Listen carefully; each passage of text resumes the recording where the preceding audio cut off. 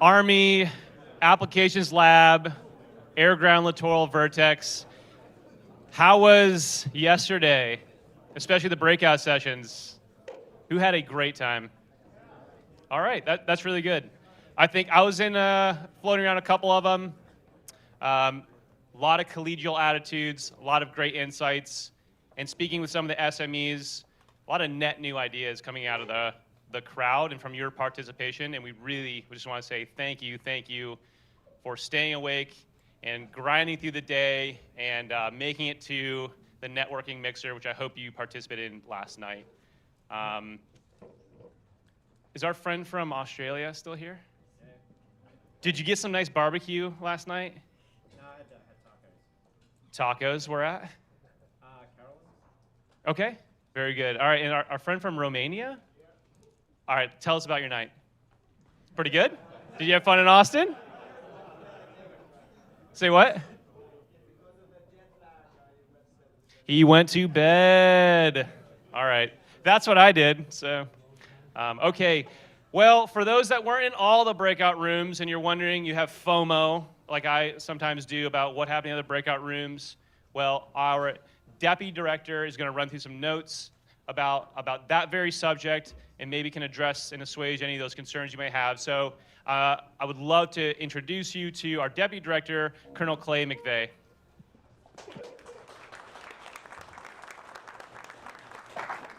Thanks, Luke. I appreciate it. So welcome to VERTEX Air Ground Littoral Day 2. My name is Colonel Clayton McVeigh. I'm the Deputy Director here at the Army Applications Laboratory. You may know that in our audience today we have representatives from both government and industry. From government, we have the Army's Science and Technology Laboratories and Centers. We have concepts and requirements writers, acquisition professionals, those that write doctrine, and most importantly, as Dr. Purley noted yesterday, we have our warfighters. Those that will implement the Army's concepts, and those that will use the equipment that we developed in field. They are absolutely crucial part of this process. We have panelists and speakers from the government, industry, and academia. From industry, we have mostly small to medium-sized companies with a few representatives from larger organizations. We have companies from across the United States, as well as international partners. And of course, we have representation from the great state of Texas. The companies represented in the audience today have a broad depth of expertise from all areas that directly and indirectly impact this near-Earth airspace we're calling the air-to-ground littoral. You may be aware that we receive far more requests from industry to attend VERTEX than we can physically house in our space. Our team carefully sorts through these requests and tries to pick the companies that would best represent what industry has to offer as we shape the warfighting concept and prepare for how we will fight in the air-to-ground littoral. We welcome all those attending today, both in person and virtually. We had a debate within our organization over the last few weeks about live streaming this event, those morning keynote addresses and then the panels. Of course, there were both technical and security concerns. So if you're dialing in from a country with something, let's say, malintent, we know that you're there. Everything we've discussed in these sessions is unclassified, nothing is controlled, and everything is available from open sources. The risk to sharing with our adversaries some thoughts that we may have with how to tackle the challenges associated with the air-ground littoral are far outweighed by the benefit of sharing with our commercial base. The benefit is that we can leverage industry in our efforts. The United States Civil Industrial Base is one of its strategic advantages. The advantage that allows us to outperform our adversarial near peers is that we can access an independent civil industrial base. Commercial competition allows for innovation to occur that is unmatched elsewhere. Yesterday was a great day as we started discussing the origins of the air-ground littoral and collectively discussed the direction the United States Army needs to head if it wants to compete and be effective in this future fight. Even though General Rainey and Dr. Greer published their air-ground littoral article in December of 2023, I would argue that General Rainey has been leading the Army in this space before that. In December 2022, he signed his first directed requirement for a lethal unmanned air system. In June 2023, he signed a second directed requirement for a small company-level UAS. Last August, he signed another for a short-range rocket system. The Army is starting to move out in this space, and we're glad we have your input as we continue to roll along. Yesterday morning, we had the opportunity to hear from one of the authors of the Air-Ground Littoral paper, Dr. Jim Greer. Dr. Greer discussed the need for the U.S. Army to transition from a two-dimensional to a three-dimensional warfighting framework. He argued that future wars fought in this near-Earth airspace will not be fought the few against the few, but the many against the many. Lastly, he highlighted that future wars will be fought with an increasingly dynamic rate of change, such as what we're seeing play out today in the Russia-Ukraine war. Following Dr. Greer's remarks, we heard from a panel that discussed how best to defend against small aerial drones led by Kirby Thomas. Brigadier General Bill Parker, the director of the Air and Missile Defense Cross-Functional Team, made the analogy that the Army's air and missile defense is its low-cost Air Force. He said that layered, multi-tiered systems of systems are what will mitigate this threat from the soldier to the division level. Mike Hyatt from Epirus provided his perspective. Referring to a comment Dr. Greer made earlier, he said that China will produce far more than 1 million drones a year, like what we're seeing in the Russia-Ukraine war today. The United States cannot solve the air-to-ground littoral defense problem with a one versus one approach. We must create a deep magazine of air and missile defense across our formations. Stephen Simoni from Allen Control Systems estimated that the United States won't be able to compete against China's industrial base in the UAS space for at least the next 10 to 15 years. Then we moved into our second panel of the day, led by Colonel Stephen Hamilton, the director of the Army Institute, focused on electronic sensing and attack in drone warfare. Retired Colonel John Antal challenged the U.S. Army to think differently, as we'll be forced to fight with the Army we have, not with the Army we wish we had. For electronic sensing, we need to better mask our formations and practice deceptions so that we can disrupt the enemy.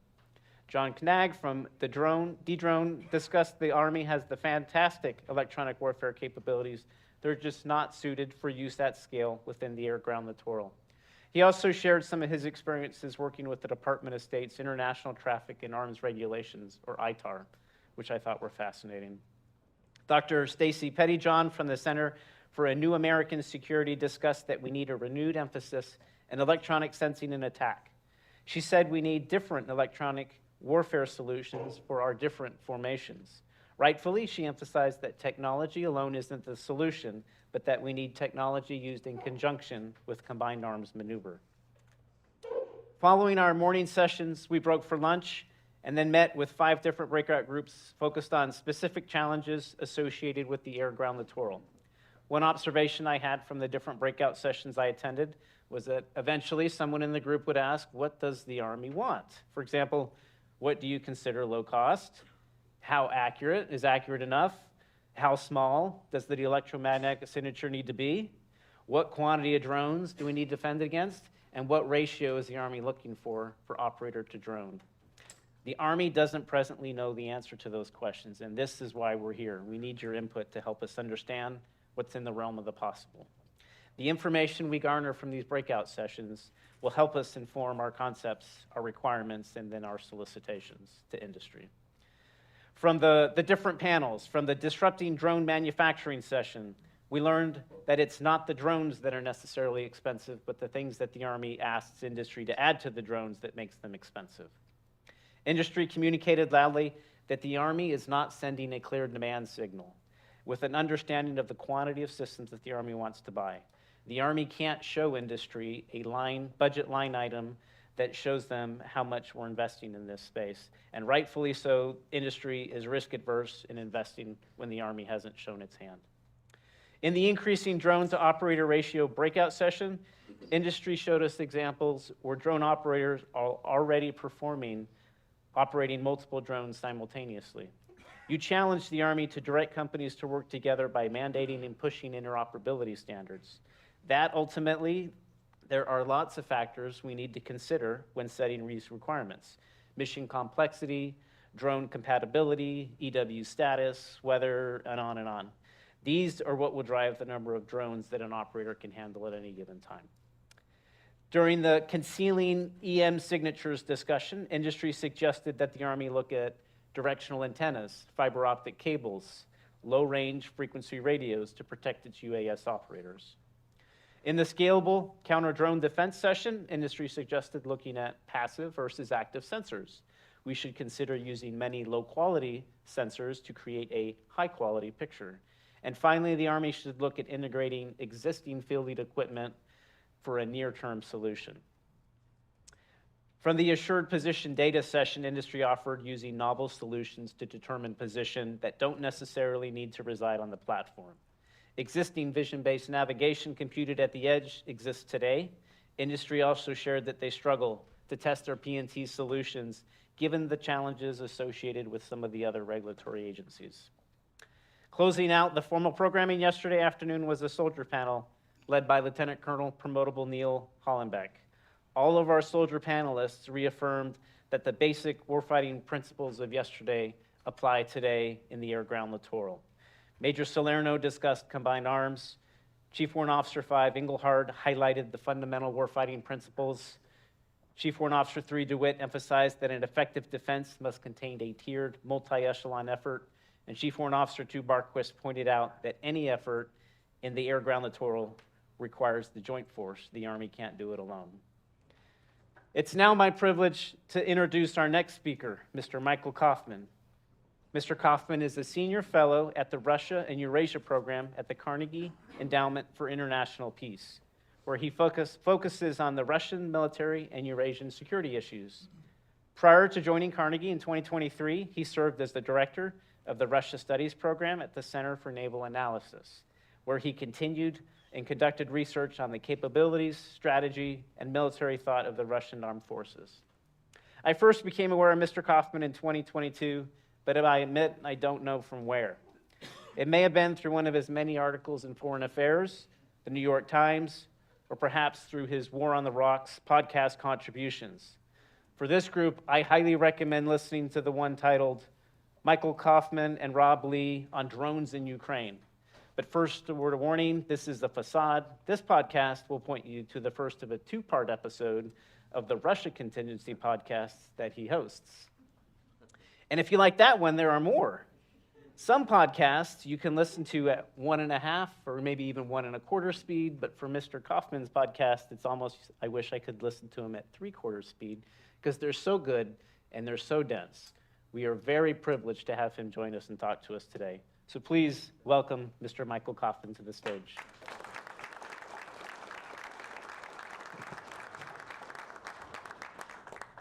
Thanks. Thanks for that kind introduction. I turned it on, right? Good. Okay, well, let's see, I was told to stay within the gear. I would be cut off by a virtual screen I cannot see.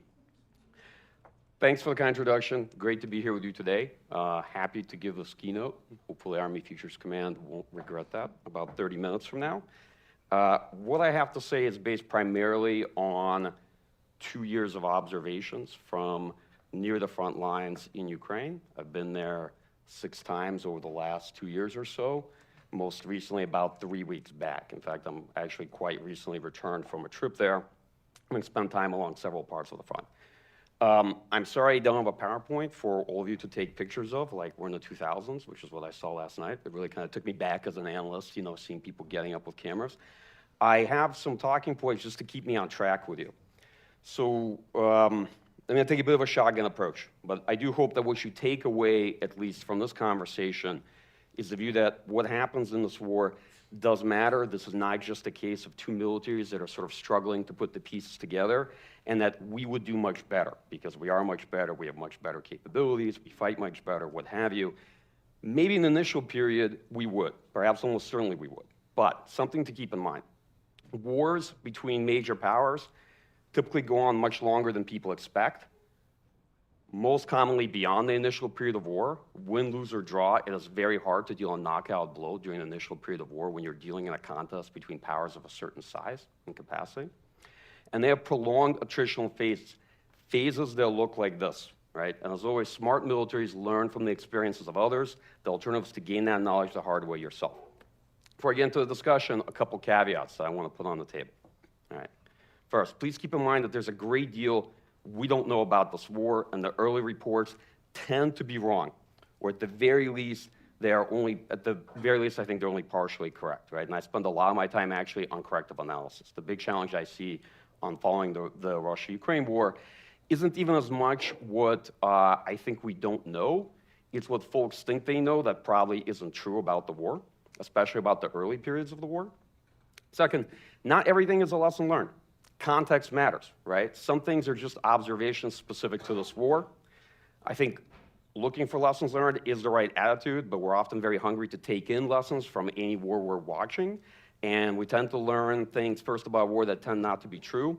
So then we have to correct those initial impressions. And some things are just very interesting observations. They're specific to this war, and it's worth keeping that context in mind. There's a big anchoring effect to visuals in the absence of data, right? In this war, the Nagorno-Karabakh 2020 war had a lot of visual data and evidence from employment of UAS. That was the first war that had such a plethora of footage, but this war probably blows most out of the water. And my sense of it is that it has a very strong anchoring effect. The problem is that you get to huge issues with sample bias, right? Where all the units show you their successful strikes, they don't show you their failures. You know what percentage of the strikes that is, right? The least successful units are gonna show you probably their most successful strikes. The units that tend to be by far the most successful, and even you would consider them quite elite, actually many of them don't post video evidence at all, so you might not have any of that to observe, and it might lead to a really significantly distorted view of the battlefield or what's the most effective in terms of UAS employment. I think the context today is that of a relatively static battlefield, routinized combat engagements, both forces struggling to conduct operations at scale and unable to overcome well-prepared defense, right? And both sides are also really struggling with force quality after undergoing multiple cycles of reconstitution. Your best people, your best equipment is often lost during the initial periods of war. You go through these prolonged phases of attrition, then you have to rebuild that force. Both sides are fighting primarily with mobilized or contracted personnel, haven't had much training. And a lot of the best commanders, a lot of the best NCOs have been lost in the fight, right? So who's leading these units, what these forces look like? And there's these whole cycles of relearning and retraining that forces have to go through. Many people are learning these things on the battlefield themselves, okay? So the peacetime army tends to get attrited over time as a conventional war becomes a prolonged war, right? So one of the things I struggle with is what do we make of it? There's a bit of a chauvinistic view, I think, in our military because we are tactically very good, right, that we wouldn't fight this way. Like the view kind of goes, we're a lot better, we can do things neither of these militaries can. That's true to an extent, but I think it's very much the wrong way to think about it. I assure you from my experience, the people fighting this war also didn't think they'd be fighting it this way either, all right?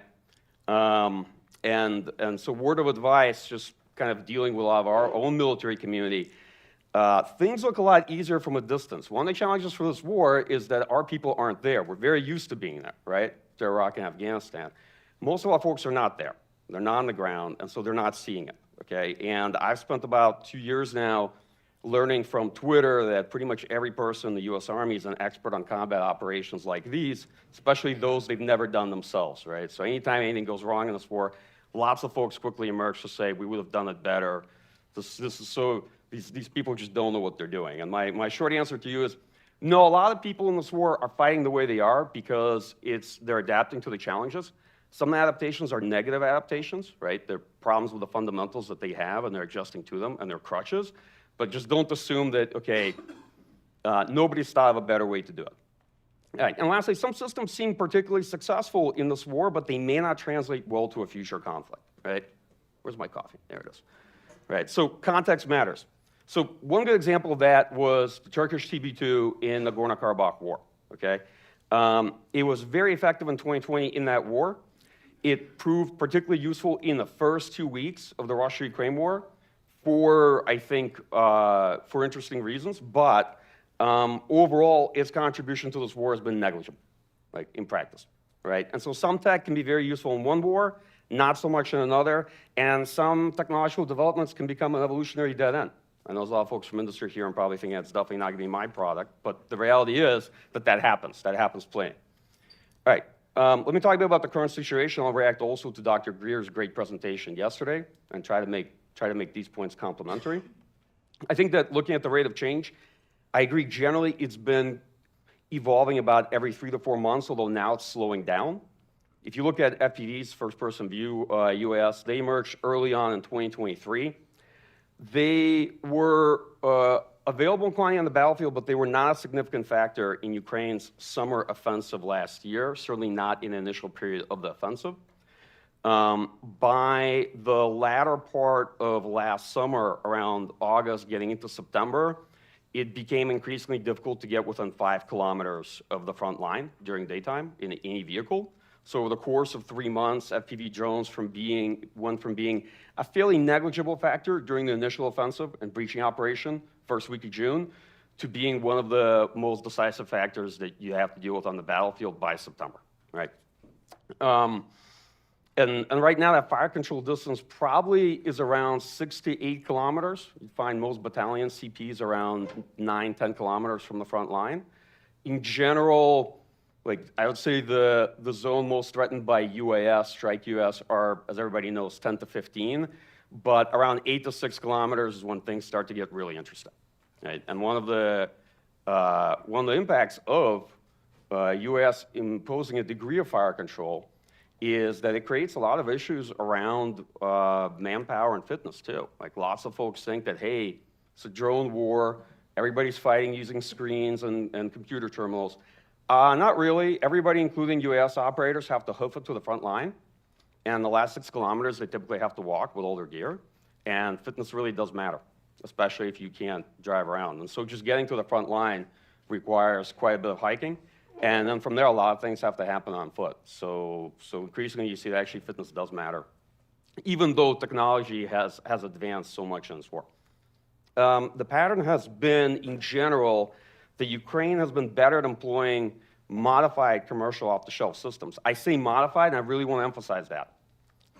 It's not really true that this is a war fought with commercial off-the-shelf systems. They undergo very significant modifications in order to employ them. You cannot just grab a DJI Mavic and like, you're like, all right, I'm gonna go do recon and ISR. You will, but not for long, okay? There's a lot of things you do have to do in terms of modifying software to it. People modify hardware. It's not that easy. The first people who started out with us early on in this war found out the hard way the changes you have to make. Most things people receive, even if it's commercial off the shelf, it is substantially modified. But Ukraine's been a lot better in general in innovating tactics and sort of great with bottom-up innovation. Where Russia has tended to do better is in UAS that are purpose-built for military applications, and in general has been better in scaling industrial production and iterating versions of a successful system, right? Here I very much agree with Dr. Greer. And the war shows that it's not just about who innovates first, but it's very much about who's able to scale those solutions to a large force across a broad front in a fairly quick amount of time, right? And that's where we get into the fact that numbers really matter. And then who's able to iterate the next version of that and again deploy it in large quantities, right? Not in small quantities. And in this war, you've seen systems that first appeared on the front line, and then over the course of 3 to 4 months became present, and I would say you would start to see them in very large quantities by 6 months in if they're successful. Both sides tend to copy what they think worked for the other to the extent they can. The problem I see today is that in this particular development of the last 3 to 4 months. So Russian ISR for this war at medium ranges provides persistent coverage for them up to 100 kilometers behind the front line. I would say 50 to 100 kilometers. Many systems like the Lancet depend on these types of UAS, Zala, Supercam, Orlan 1030, to find and fix targets and to serve as a signal retransmitter for them. Why am I getting into the weeds a bit here? So once the opponent has persistent ISR in the rear, it has a very pernicious effect across the battlefield and the force and how it operates, and that's one of the biggest issues today. SHORAD simply cannot keep up. Short-range air defense gets priced out on ammunition, right? So many drones go up, and then you get into a dilemma. If you shoot down a Supercam or a Zala 416, you can, but they'll put another one up in 10, 15 minutes, okay? And they'll keep doing that, and then you'll run out of short-range air defense. If you run out of short-range air defense, there's worse things than that. There's tactical fixed-wing aviation, there's rotor aviation to follow, right? So you need to have some air defense left in order to deter that, but you get stuck. And if you shoot it down, you're also vulnerable yourself, there's a good chance there might be a backup. You have to very quickly displace. So you almost have to ambush them because there's so many of these systems up in the sky. I think the air-ground littoral concept is interesting. I think in general, I don't want to be too naughty. I think in general it's interesting to hear Army folks talk about aerial threats using naval terms. Hey, I was director of a program at CNA, okay, for Navy and Marine Corps. So I'm having a bit of fun. I was also a fellow at Modern War Institute, West Point, so don't worry, it's a safe space. I wouldn't tie myself to a specific altitude. I would think about the problem functionally and about the challenges that it poses. I understand that for organizational purposes, Army, Air Force may need to have some kind of division in terms of the altitudes you're looking at. Much of what happens involves coordination and interaction between different types of UAS. And so those at low altitude work together with systems that are operating typically at like 3,000 to 5,000 meters. I know I'm in Texas, so that's 10 to 12,000 feet in freedom units. And altitude tends to be very weather dependent and very much limited by optics. Actually, the thing that's most limiting right now for UAS is optics, how good the optics are, right? Like how high end of an optic system can you get in there? How cheap is it? But weather is a significant factor. I always enjoy people who think like UAS are easily going to replace artillery. So most UAS that are used in this war right now are not very water resistant, I'll be honest. They don't fly very well in inclement weather. They also have significant limitations relative to wind speed. All right, so there's still pretty significant constraints in terms of the technology and when it can operate. I've seen the war kind of as a set of cycles of adaptation by both sides. Russia invaded, not expecting a prolonged conventional war. But over time, Russian forces also got better at translating theory into practice. The Russian military, since about maybe, I won't periodize it precisely, but let's say last year, got a lot better at dynamic targeting and implementing long-standing concepts like recon fire and recon strike. And they also adapted over time to the introduction of U.S. long-range precision fires and developed some adequate counters for them. I very much agree with Dr. Greer on that. It took time. These capabilities were effective when they were first introduced. They declined over a gradual slope. That's fair. And my view is that all capabilities tend to be the most effective when they are first introduced at scale onto the battlefield. Then they have diminishing returns. They drive a cycle of adaptation. Counters get developed to them. You need to get another version, you need to upgrade it, you need to modify it, you need to do something else with it in order to maintain effectiveness. You can't expect the same effectiveness a year into the war from the capability you introduced. And some things we introduced did better than we expected, and other things did worse. That's the honest answer. And it's also a good lesson that you don't know. You actually don't know how it's going to do, right? But the main issue we have right now is that the big advantage we could provide Ukraine was qualitative, right? In terms of fires, precision, and over time, that advantage declined. I would say that UAS provide a fair amount of fire support today. I don't want to peg to any number because there's no good way to measure it, right? Like there's a lot of kind of made up statistics, what percentage of Ukrainian fires are delivered by UAS, and pretty much any number you hear is probably going to be wrong, but it's a decent amount. But they've not substituted for pretty much any legacy 20th century system. Most people you talk to, at least amongst the Ukrainian forces, particularly those in charge of U.S. units, are deeply skeptical of them replacing artillery or traditional fire support, right? And maybe that's just very much because of where the technology is right now. In general, UAS are complementary to traditional fires, not a substitute. And what you've seen is that having a plethora of artillery does not lead to a decrease in the use of UAS. We actually have a very good test case. The Russian military had a period of shell hunger last spring and summer, okay? Then it obtained a very significant fire superiority again over the course of fall and winter. Alongside it, also has significant quantitative superiority in FPVs and UAS on the field. And at no point did the Russian armed forces say, hey, we have 5-to-1 plus advantage in fires overall across the front. We have the ammunition we need, like relative to the tubes in the field. We don't need UAS so much anymore. That's just not the case. Right? So you see that basically folks invest in both, even if they have plenty of firepower and even if they have a significant advantage in traditional fires. And I think while both sides have figured out how to employ UAS tactically, the bigger warfighting concepts that should lead to change in how the force is employed have not yet come along. So, if you're a fan of like bad World War I and World War II analogies, my view is that we're probably closer to this being like aviation in World War I. and heading into something along an interwar period where technology is not yet mature, it's clear that it's going to lead to significant changes on the battlefield.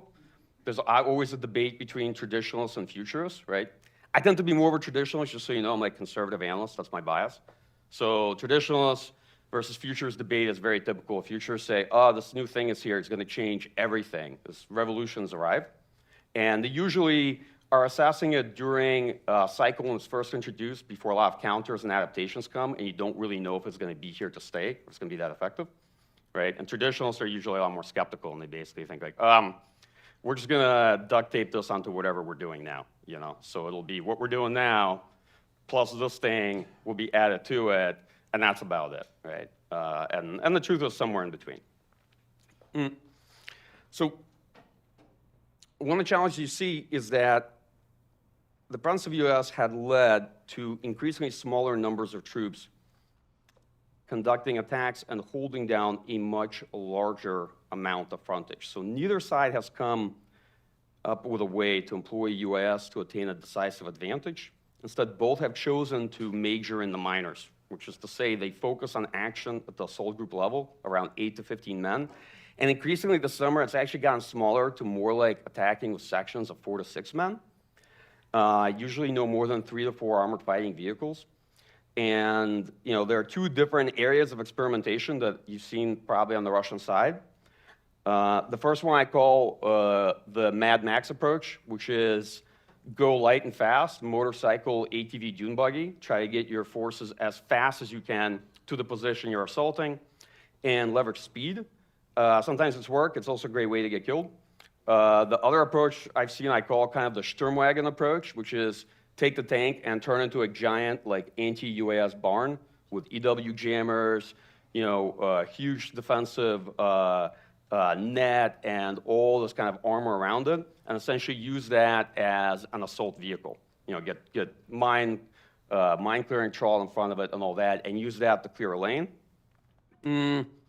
It sometimes works too. I wouldn't make fun of it, actually. It absorbs a lot of UAS. It takes quite a few hits, and more often than not, those things get disabled just because they hit too many mines, not because UAS are so effective at stopping them.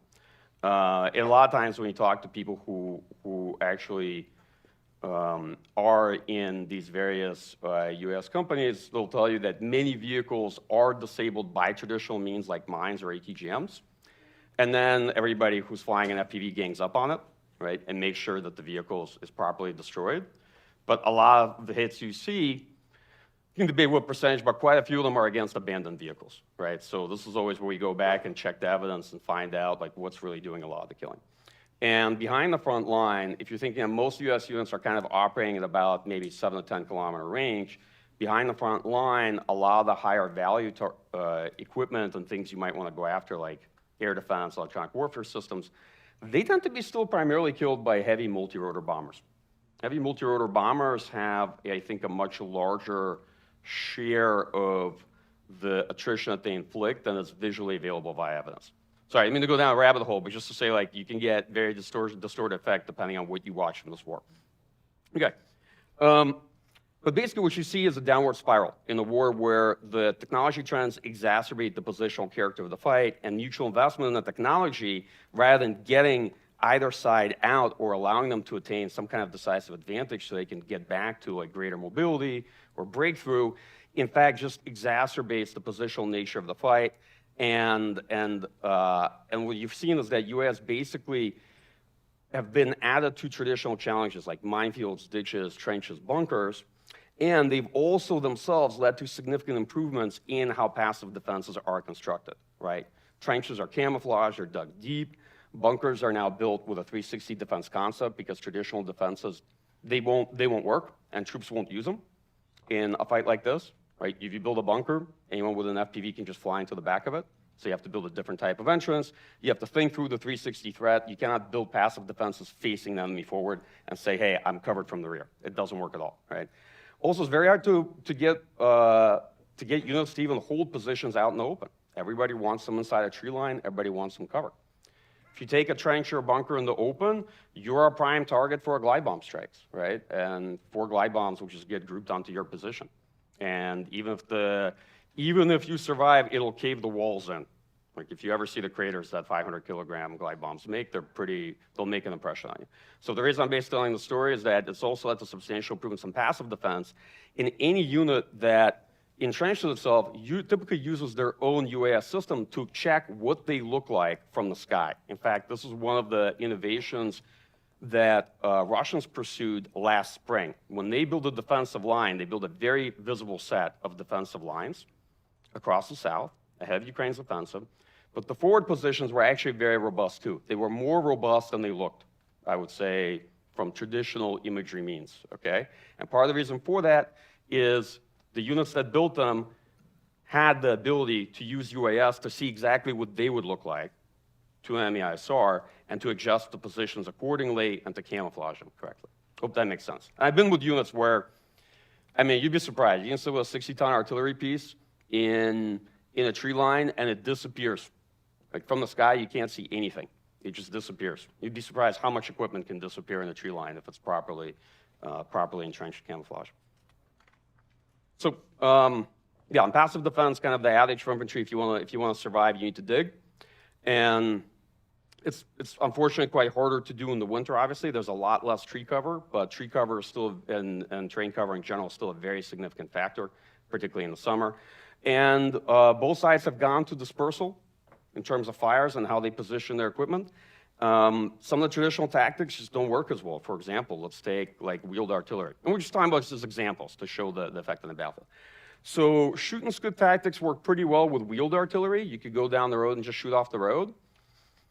Once the adversary has persistent ISR up, like Zala or Supercam, at those altitudes, and it's 20, 30, 40 kilometers behind the front line, now you're in trouble, because if you try those tactics, they'll put a Lancet up very quickly, and you'll drive down the road, and the Lancet will just chase you down the road. Like that's it. You can't outrun a one-way attack munition in an artillery piece. It's not going to happen, right? So a lot of these tactics now become much harder to execute.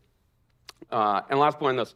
So we have a real problem in that a lot of existing breaching systems are legacy Cold War systems from that time period, and they're not really survivable on this battlefield right now. Like getting into a MICLIC is very much can be a one-way ticket.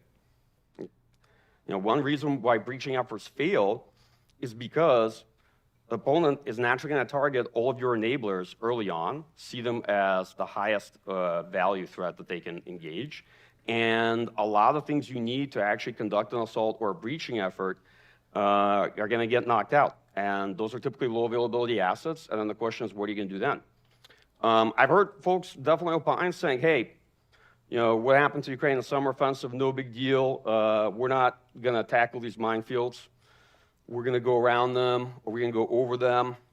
I'd be very curious to find out how, because I was there during that offensive, and on a battlefield that's densely held by forces, where the enemies distribute their forces fairly equally across 3 major defensive lines, which would happen in the south, there is no going around, okay? Like, it's not going to happen. And folks can deploy minefields really fast. It's increasingly fast. I'll get to that in a second.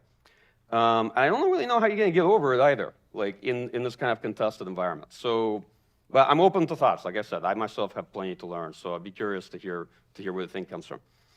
2 things I want to emphasize. We focus on strike missions for UAS, but they are extensively used now for mining and resupply. Defensive mining missions have become one of their primary tasks, very commonly employed with magnetic influence mines. It's a way that's actually, from my point of view, a lot more accurate and safer for your own troops than current fast-cam capabilities. The units that put these mines down mark exactly where they are, and you can see exactly where they are, like on a map.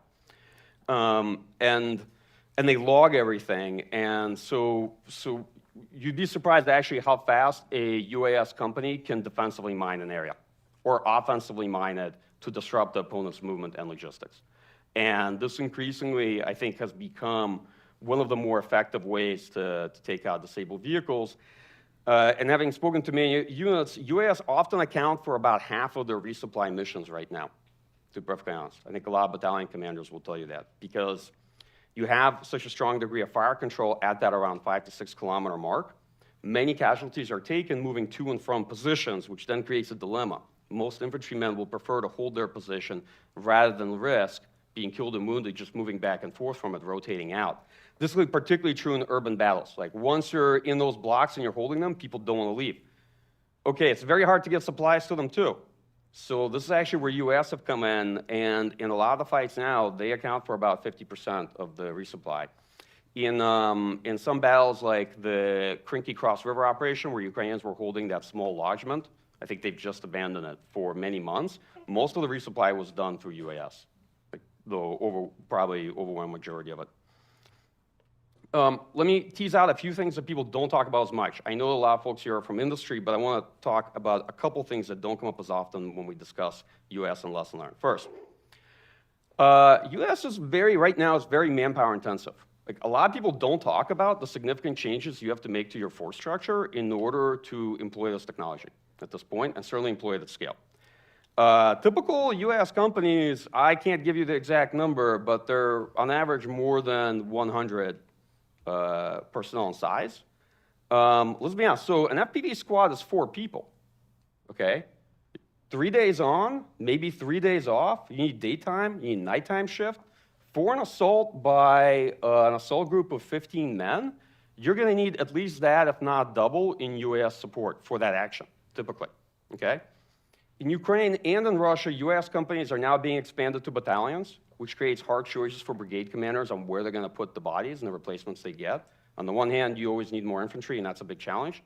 On the other hand, you wanna expand your US company to a battalion, and you have to figure out which of those is more important. Some of the more successful battalions are now actually being expanded to regiments on both sides. You don't have the people yet, but you see the force structure is actually ballooning. Force structure to me is very interesting because to me it's a much more important conversation. Like militaries show you what's important by where they place their people, not which technologies they like to talk about. And force structure is a much better indicator of a force's preferences than almost anything else. And I just want to get out there that if you want to employ UAS and if you want to do it at scale, you're going to have to make some big choices on force structure. It needs to be everywhere. Like people need to see it. In Ukraine, you know, you have like a US platoon supporting every battalion. You have a company overall in the brigade. Everybody knows what it is. They know how to use it. And the troops are highly literate in it. They're literate probably in the way that our folks aren't, to be very honest. Everybody knows what frequencies different UAS operate. Everybody knows how to use a spectrum analyzer. Everybody knows how this technology works, how to operate within it. If you don't, you can learn really fast the hard way, okay? So, and so the reason I talk about it is that it's very important to have this in the force. If you don't have it in the force, then you don't know what it is, how to deal with it, how to work with it. Another point on culture, which also doesn't come up enough. So the ability for everybody to have persistent situational awareness is a huge benefit to a force, but technology is often agnostic on leadership and command culture, okay? So it's like what you make of it, and it varies a lot from unit to unit, right? At the battalion level, units can directly all interface with each other, right, and offer each other support. Or everything can be routed to the brigade CP, it depends. So it can enable mission command if the CO is very focused on what their forces need and how best to support them. Or it can lead to commanding officers trying to micromanage the fight because now they can see everything and everyone and directly pipe in to tell them what to do because now it's like they're playing a real-time strategy game with people, okay? Because it can look like that way, top-down. And my own view is that probably that kind of management needs to be kept at the battalion level and below and not go any higher than that. Like, that's my own personal view of it. Typically, let's say in Ukraine, and this is, again, an example. It's different from how we fight. You know, the platoon leader or the squad leaders will be in the action themselves. The company commander will be in the CP, providing coverage with a different point of view and in direct contact with them. But they'll be running the fight from a CP using UAS as their main way of seeing about. EW, so it's become much smaller, much more man and vehicle portable. Everybody knows this. That also leads to a lot of friendly EW fire. So EW affects your own UAS first, typically, before it affects the adversaries, and it also can affect precision-guided weapons. I won't get into that, but it's a thing. And the second issue you have is that your own EW makes it difficult to see the enemy ISR because you're cluttering space, right? So when everybody has EW, like it proliferates. You have trench EW, you have portable EW that you can mount on yourself. EWs on your vehicles is basically everywhere. Great, but when everybody has EW, then everybody has it on. because like, why not? I mean, you got it, might as well use it, better have it on. So troops keep it on all the time, and it's not only a drag of power, but you get a lot of interference. So everybody has spectrum analyzers, great, and everybody has EW around too, and if you ever turn on a spectrum analyzer, you can see nothing but EW waves from your own forces. That's all, that's like, a lot of it is that. And everybody then gets frustrated, basically saying, oh, so far from the front, why does everybody have their EW on back here? Because why not? You gave it to them, right? So they're gonna turn it on. But one thing is always, I think that there's a lot of work to be done in things like spectrum analyzers to provide situational awareness for troops, wearable devices that ID an incoming UAS that can tell you kind of exactly, give a good sense of what's above you, what's near you, what's coming to you, what frequency it's on. And I've seen that really proliferate in Ukraine, particularly over the last 3-4 months. Yeah, and a lot of folks wish it was there last year. So when you talk to people, the technology that's there now, lots of people will tell you, I wish we had this last spring. You know, it's here now, but it would have been way better if it was around a year ago. And lastly, decoys. So decoys are very effective, and they suck up a lot of Lancet strikes, SRBMs, missiles of various types, but they have to be well built to full modern sensors, okay? This cannot be your hobby shop project of what you build in the back of the garage with wood. They have to look real, they have to emit, they have to have like a thermal signature, these other things have to come along with them to make it sellable, but they are very effective. So even in an environment where you have such persistent ISR, decoys do work, and it's a great, I mean, it's a very great way to absorb a lot of the enemy's fires. So maybe a couple more points, and then I'll open up to questions, right? I've gone for about 30 minutes, so I won't go too long. So many of you folks might want to get into Q&A. Last point on procurement, which I know a lot of people here are from industry. So whenever a war happens, you always get big claims that something new is revolutionary and something else is obsolete, right? And we know to be wary of this. One of the least smart conversations is the tank debate, but I love the tank debate, like, is the tank obsolete? Because it happens almost in every war. I haven't learned a lot of new things on the tank is obsolete debate since the 1973 war, but I think it's a great debate because it really reveals how people interpret data. So high losses of things in any war, does that mean that something's very vulnerable and now obsolete, or does that mean that it's the most used armored fighting vehicle on the battlefield and that's why you have high losses of it, right? Like if you had like an air and sea battle, you would lose lots of aircraft and ships, and inevitably somebody would come out and say, ships are now obsolete, we all need to fight in jet skis. This is the only way, right? Like, no, there's always these people, right? And by the way, you can see how well that works in the fight. The people that want to get out of armored fighting vehicles and say, no, we're going to do it in ATVs. You can, but it's usually a one-way ticket. So there's a lot of missing observation prompts. So I'll give you an example. And this is anecdotal, right? This is not a good example of data, but I've been with plenty of Bradleys just a couple weeks ago where a vehicle with a good reactive armor package has taken more than 20 FPV and Lancet hits. And nobody would get out of a Bradley to get into a dune buggy. That's crazy, okay? Even dated vehicles with good defenses on them can withstand a lot of hits and are still in action a year into the war. And some crews have stopped counting how many FPV or Lancet hits they've even taken, right? Some of these vehicles have even taken HE tank hits. Like they'll rip all the armor off the side. It's happened. I've been with one. I mean, not directly, not there that very instant. For insurance purposes, I'm never at the front line. I just have to say that now. Anybody at Carnegie watching this, I am never at the front line. But such things do happen, and these are very real stories regarding our equipment. So the folks that say that armored fighting vehicles are dead and you can't get them out the gate anymore because FPVs and this and that, that's not really the case. Okay, but so in procurement, you know, what proves effective? As always, conventional war shows there's no silver bullets or game changers. I hate game changer kind of like way of looking at war. I find it very tendentious and superficial. As I already said, capabilities tend to have the most impact when you first get them on the battlefield at scale. But people naturally always want to buy what they saw work in the last war without asking hard questions about the context in which it's used. And the big thing you need to ask yourself is whether the main advantages of a particular system or capability have already been realized in this war, right? Russian forces have already adapted to it, developed counters to it, and that capability may have worked really great, but the bottom line is that it's not going to be effective in the future war against that adversary, and it might not be effective in the future war against other adversaries who followed and studied this war and have already learned to make potentially those adaptations. So I was basically careful, tell folks, be careful. Don't look at the last war and say, that worked great in the last war, let's all buy what was in that war. Because it's going to be fantastic in the next war. That might not be the case. Some bigger questions to consider about this war, and I'll close out on these brief points. One, are U.S. particularly effective because both forces are struggling to operate at scale?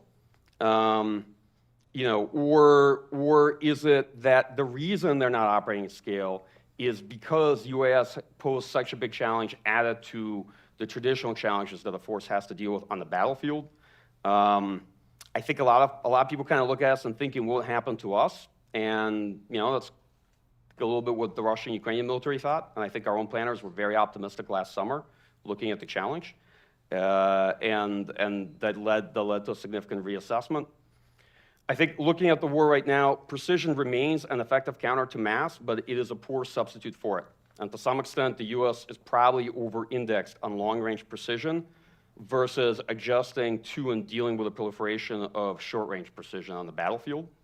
So being good in deep battle is great. It's an important enabler, but it's not a substitute for success in the close battle. At least that's my personal takeaway. And UAS have democratized precision in the close-in battle. They made it cheap. They made it accessible, right? So now you have like mass precision, and dealing with that is very important, and being really good at long-range fires isn't going to solve for it. Like, I'm sorry, the deep battle by itself I don't think wins the game. There's a very big trend in dispersal on the offense and defense. Problem's probably greater for the offense because the offense always has the bigger challenge in land warfare. But massing force is very hard, and so increasingly you see fewer and fewer troops holding terrain, and you see fewer and fewer troops attacking, right? And what the source of this challenge is. But it means it's very difficult to attain the element of surprise, and massing force and engaging in combined arms maneuver is going to be much more difficult and costly. It also means that the voodoo magic of imposing multiple cognitive dilemmas simultaneously on an opponent is going to be very hard to realize, although I don't believe in any of that stuff anyway. To me, no matter how many acronyms you make up, large-scale conventional war comes down to attrition, right? And you need to inflict very high levels of it on a force. Okay.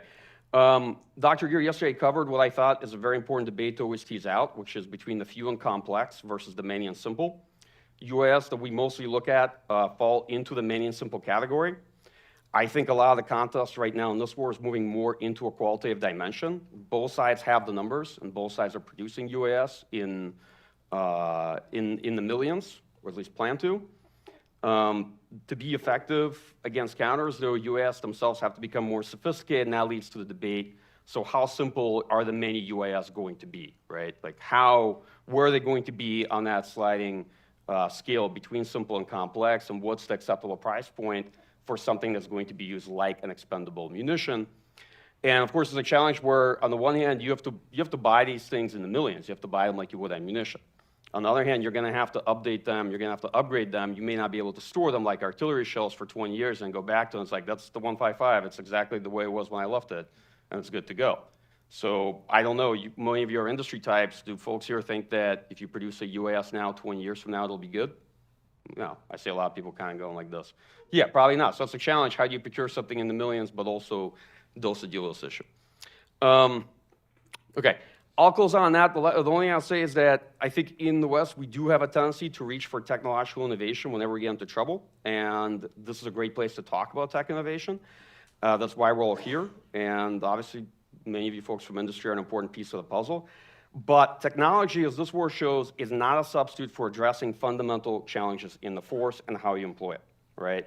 You cannot use technology easily to elide big issues in terms of readiness, manning levels, training, maintenance and sustainment for the force, or the industrial capacity that you have. It cannot be offset by shiny objects. And many of the challenges you see both the Russian and the Ukrainian military have, at the end of the day, are not just due to the presence of the U.S. on the battlefield. That's an exacerbating factor because they are dealing with the fundamentals. That is actually where a lot of the issues lie in the forces.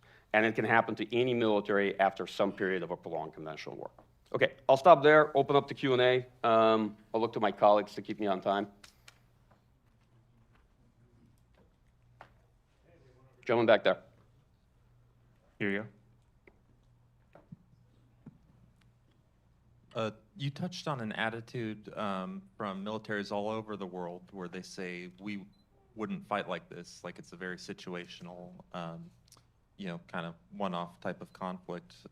Could you address some specific assumptions you would challenge in terms of the U.S. force structure and how that might be different or the same in what regards? Thank you. Sure. So, okay, we always have a couple, should I take more? All right, so we obviously have conceptually, won't call them alibis, right, but things that we need to consider. First one is air power and air superiority, right? If this was an Air Force conference, Air Force folks would immediately say, well, we would get air superiority. All the problems everybody has on this battlefield right now is because they don't have air superiority. If they just establish that, be in and out 20-minute adventure, okay?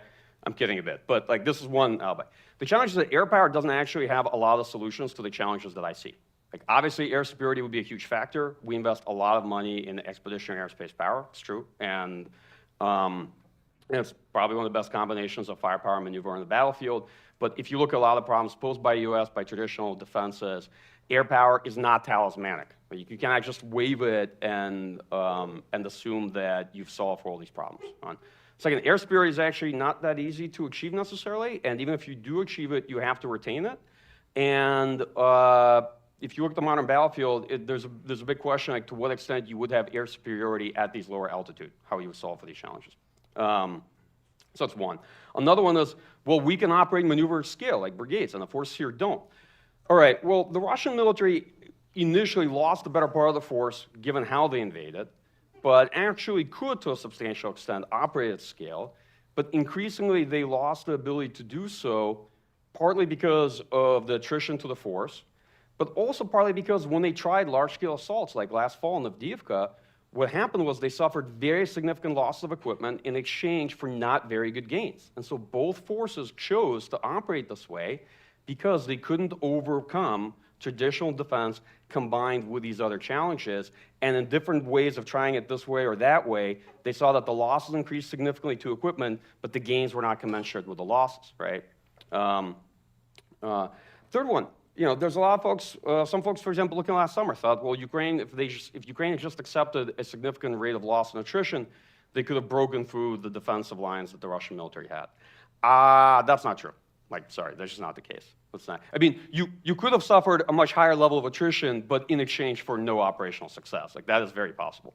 But it's, but it's not the case that if you just accepted 20, 30% more casualties, you have then just broken through. Right? So there's, and lastly, I won't get into this conversation here, but there's just a lot of like, particularly in our military, I would say overemphasis on maneuver warfare. Like I said, don't have this conversation because doctrinal conversations are really fascinating for Army majors and pretty much nobody else. But I just, yeah, I'm being naughty.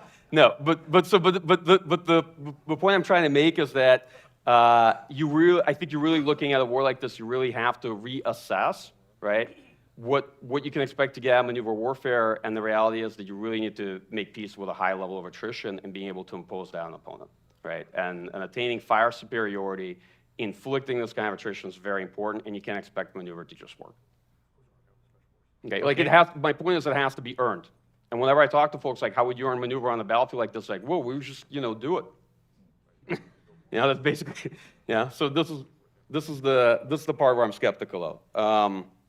But I hope that answer makes sense, right? And so basically I say, yeah, air power is part of the answer. Being able to operate at scale, conduct maneuver warfare, definitely part of the answer. All that's great, but be cautious with just hand-waving them as solutions and also saying these militaries are fighting this way because they're not good. We are good, and we would not have to deal with these challenges, or we would not exhibit the same negative adaptations. We're back over here. Okay. Brian Cattle, radar designer. One word I didn't hear you use was autonomy.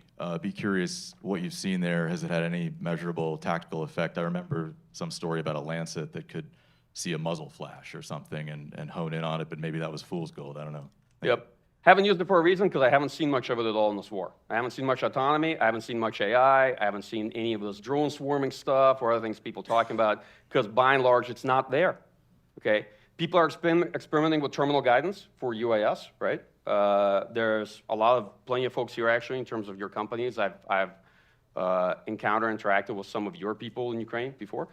Yep, people are trying it. People are experimenting with autonomous guidance for long-range strike drones as well, based on just a much better version of, let's say, terrain following guidance. That's true, but in general, these are very small-scale use cases, okay? There isn't much in the way of AI. There's some there's some like decent uses of it for intelligence purposes and for integration of data and mapping things. But in general, you don't see much of that here. You don't see drone swarming. Like, I actually don't understand how people don't talk about it because, like, modified commercial off-the-shelf, FPVs frequency interfere with each other, so you can only get a couple of US in the same space. And then once the opponent's US gets in there, since this war, in terms of US employment, is largely analog, then they start crossing video streams and everything gets chaotic and it quickly goes to hell. So a lot of folks haven't been able to solve for that yet, given the technology that they're using. So I'm sorry for big autonomy fans. Maybe later on there'll be more of it here. Maybe if I read enough Newsweek articles claiming that there's autonomy and AI in this war, it'll finally happen. Who knows? But I haven't gotten there yet. Yeah, he's the man you gotta look at. You made a great point about the effectiveness of decoys. I was wondering if you could expand upon that in terms of any novel employment of those, whether in the offense or the defense, and then how are they acquiring these decoys? Is it commercial off-the-shelf solutions, or is that something being developed by the military in Ukraine? Sure, they're built. They're quite good for defensive purposes, right? Since high-value targets are going to be air defense, right? They're going to be electronic warfare systems. They're going to be things that maybe look like long-range precision fires. They're going to be things that might look like command and control. So they make them themselves. A lot of decoys, I would say, are a composite of, I'm trying to think the best way to say this, because this is a recorded video that's going on YouTube, right? This is an old Russian joke. There's no problem with freedom of speech. There's only problem with freedom after speech, right? So like, I'm wary. I'm always wary that I'll say something and then get in trouble. So usually the best way to do it is you take older equipment that's obsolete, that you already have, right? And around that older equipment, you typically need something that's moving. You need something that has a thermal signature, so it'll appear on a thermal camera. It can't just be like, well, a person's gonna look at it and think it looks okay, but it's made out of wood.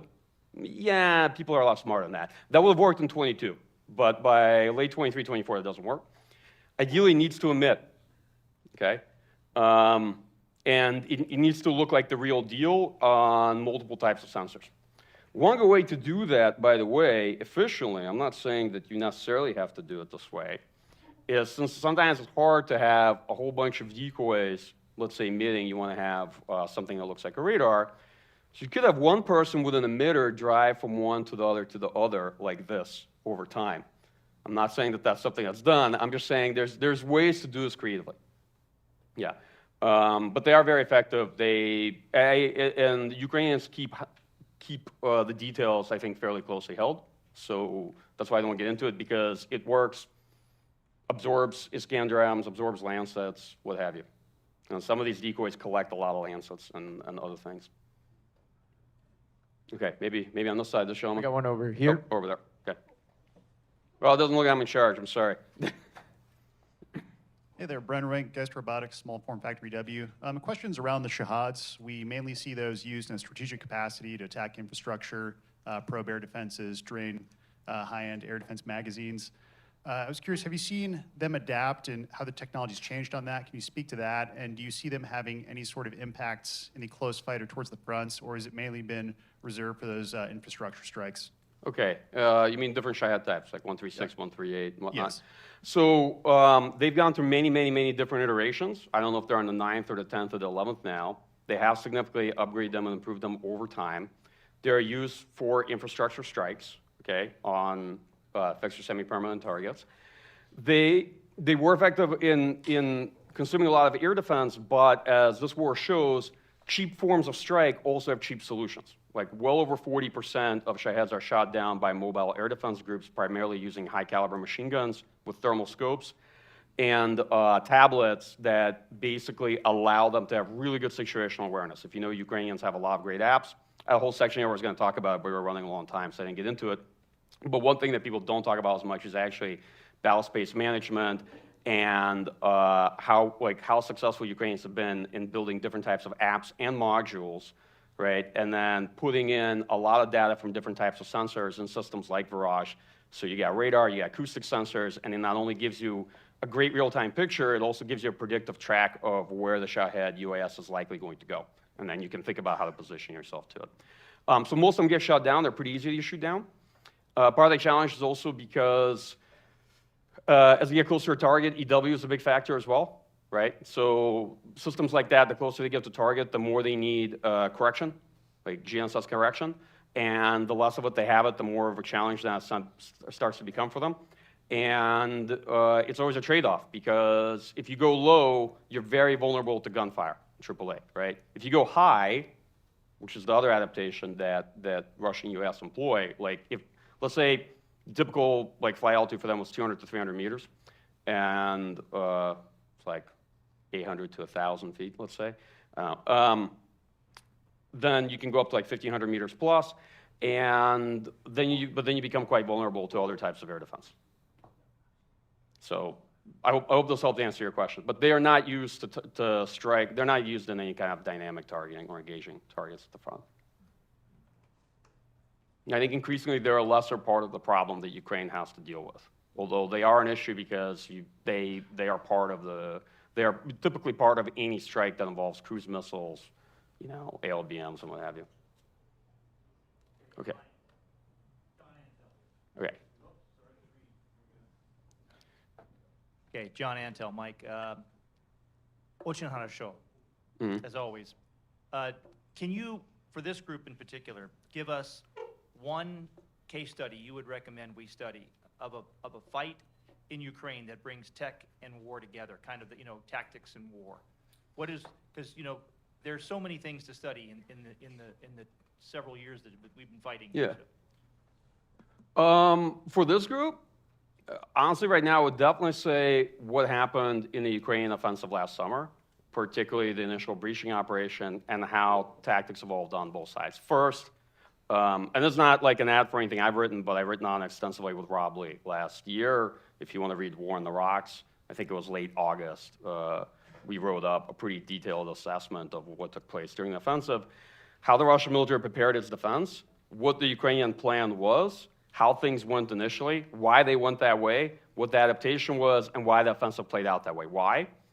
Look, we don't have a lot of good cases between two conventional armed forces engaging in a set-piece battle where there's a well-prepared defense and really good capability on one side, and a well-prepared offense where we were involved, let's say, in the planning, won't discuss to what extent, and supporting it with a whole bunch of our capabilities on our side and our assumptions involved in it, and having that play out. And I think it's very useful, okay? I think it's particularly useful because I think lots of our folks haven't had that experience in recent times, right? So that's what I would recommend from this war, if you're gonna look at one particular operation. And we're back over here.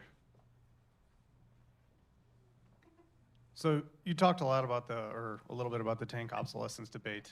With the recent cancellation of the FAR program and kind of the replicator program introduction, what should that signal to industry that the DoD is thinking about the obsolescence of maybe the attack helicopter? So it's a great question. I don't know if it's a question for me because I haven't been in DoD for a long time. As you can tell by the absence of PowerPoint in my presentation, and also, and I don't deal with industry. I'm an analyst, so I think you got a great view yesterday from Dr. Greer. My view is like that of an analyst who follows this and deals with the government quite a bit, but doesn't deal with the industry procurement side of the house very much on those programs. So I'm not sure what you make of it, right? Rotary aviation played a significant role in this war. Like if you study what I just mentioned last summer. Like Russian attack helicopters were a significant factor in mounting that defense. And they were a big challenge. And they have been actually through different phases of this war. So in this count. On the other hand, you could argue, okay, well, like Tier 3 plus UAS could do that mission better, right? They'll be uncrewed, they'll have higher endurance, they'll have all the same capabilities, and maybe that's where we should be going, right? I don't have the answer on which of those two is right. And I'd love to say, like, I know where DoD and Army is going, but I don't. It's not my area. It's a good question, though.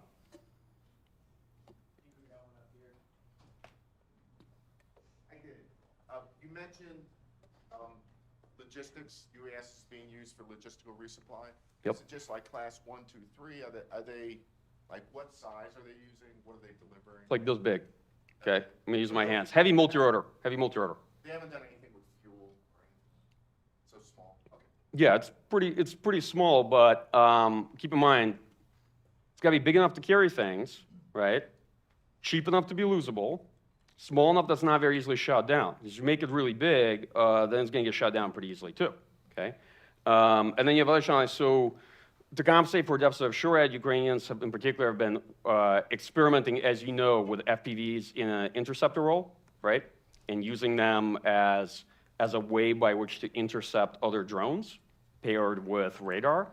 It's nascent. I don't know if that's scalable, but one thing you should keep in mind is that you can quite easily use an FPV to intercept a heavy multi-rotor system like that. So if you make it big, you also make it a much easier target. So it like to scale, like a lot, like would they send out one at a time? Send out? Yeah, I would say, I mean, my own view is like one to a couple, but the other challenge also is folks when come out to get it, they expose themselves and they draw fire.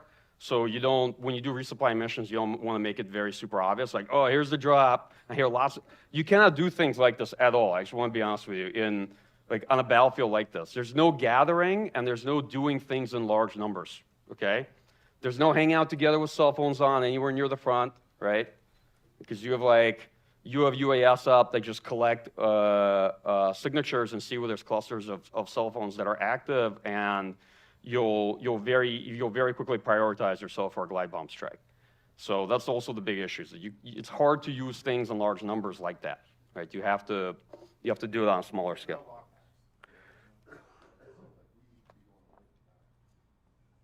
So, I mean, again, my own view is that this is a particular context of this war. I'm not saying that this is the challenge we would deal with. This is a challenge you deal particularly in the war that is positional and relatively static, right? Like in the initial period of war, you would expect to have a very dynamic battlefield with a lot of fire and maneuver, but you should also expect that after the initial period of war, unless you've won, like, and everybody plans to win, because everybody goes to war with peacetime forces, peacetime operating concepts, technology they bought in peacetime, and then like a couple months in, they're like, oh, I guess now we're fighting in the way that, you know, we didn't expect to fight, and it did happen to us to some extent. But this is what I'm trying to convey, is that this is much more of a situation you get once the battlefield becomes much more static and fighting is routinized. Okay, more questions. This gentleman, okay, there we go. Sir, Joshua DeWitt, Port Nova Cell. I want to talk force design and training real quick from you. Okay. You talked to the Army's UAS systems or platoons being 100 personnel, with 4 personnel being in the squads in Ukraine. Can you talk to the training of each of those 4 individuals and how they're getting proficient enough to change out technologies rapidly, and then what the relationship is with the industrial base that's developing those, and how they're getting that information from the industrial base if they're out on the front lines quickly? Okay. So first, all right. First, on training personnel and whatnot. So, okay, why would you have 4 people in FPV unit? Because you have a pilot, co-pilot, technician, and munition specialist, right? That's, by the way, another area that I didn't touch on, but one significant development you're seeing, particularly in the past year, is folks really getting after building munitions and munitions that are much more effective and universally employable by different types of US. Because for the longest time, a lot of munitions are basically makeshift jobs. Nothing is a finished unit, right? So you have to assemble it there and fuse it. That's very dangerous work. Why you have a person who's specializing in munitions doing it. You know, a lot of things you're using are munitions that you've cut apart and lightened, right? RPGs, PTABs, various types of things. And so increasingly, you're actually seeing munitions that are actually purpose-built for US using them. So maybe those jobs down the line will get compacted and you'll reduce the number of people involved. But that's typically way of 4. That's why I kind of giggle a little bit when folks are like, well, we can just use, you know, UAS because it's such a great non-line of sight type of precision. I'm like, how are you going to get all those 4 people into the back of an infantry fighting vehicle to replace the ATGM person? Like, that's not going to happen, right? So there's a lot more people involved, and it takes time to set up, and things don't necessarily work, so you need a technician there. On training, it varies. It actually varies substantially between units, right? There's a lot of non-standardization, both in terms of force structure and in training. If you're looking at like training in Ukraine, basic training is a month, specialization is maybe 60 days, but you're expected typically to be good to go with basic training, plus the brigade you go to will give you another 1 week or 2 weeks of training to ensure that you actually learn something in basic training, okay? Because they don't know, right? And that's actually where you're gonna learn a lot, is when you get to the brigade. To operate UAS, it depends on which one, but you're looking at a couple weeks training. It's a range, depending on what you're actually, if you're going to be in the US unit. I won't give you the exact number, but I will say it's in a few weeks category. On industry, yeah, so Ukraine is a very complicated place when it comes to dealing with industry. I'm sure we are too. Like, I doubt it's easy here. But in Ukraine, a lot of different ministries are involved in the procurement of UAS systems with different procurement budgets. And there's actually quite a few people involved in that process, like Ministry of Digital Transformation, Ministry of Defense, Ministry of Strategic Industries, and they all have like different roles. It's kind of, you know, it's a bit complicated. The big challenge I would say you deal with industry is that in Ukraine you have a couple big suppliers and lots of small ones, right? And because of that, it is challenging for the force to communicate the problem to the supplier because there isn't one or two suppliers, right? So if you look at who's making FPVs, like let's say Shrike from Ministry of Defense, Shrike is more a label. It's not one company making one system. So all of you here could be different companies, and you could all be making like the Shrike FPV and putting the Shrike label on it. And then it gets to the front, and everybody gets like a whole bunch of these. And then they have to go through each of them. It takes actually quite a bit of time to go through every single UAS, because there's a percentage that's defective. When you're trying to scale up production and you're going after quantity, you're always going to have issues with quality early on, right? That's inherent in it, in the process. But there isn't one person you can then go and say, hey, there's a problem with your Shrikes, okay? Because there's lots of small suppliers involved in it. And that's always been more the challenge in Ukraine, too. That's why I said where Russia had been advantaged is, although not as adaptable, not as innovative, ground up, but much better scaling, basically taking capital and saying, not make me millions of these, you. You will be the main supplier, expand the facility, here's the money, just make a whole ton of these. Okay. Hope this is helpful. If you want to follow up with me afterwards, happy to talk a bit more about industry and at least my perspective on it, how things work on the Ukrainian side. But I don't know how useful that is for you because, you know, we're not Ukraine.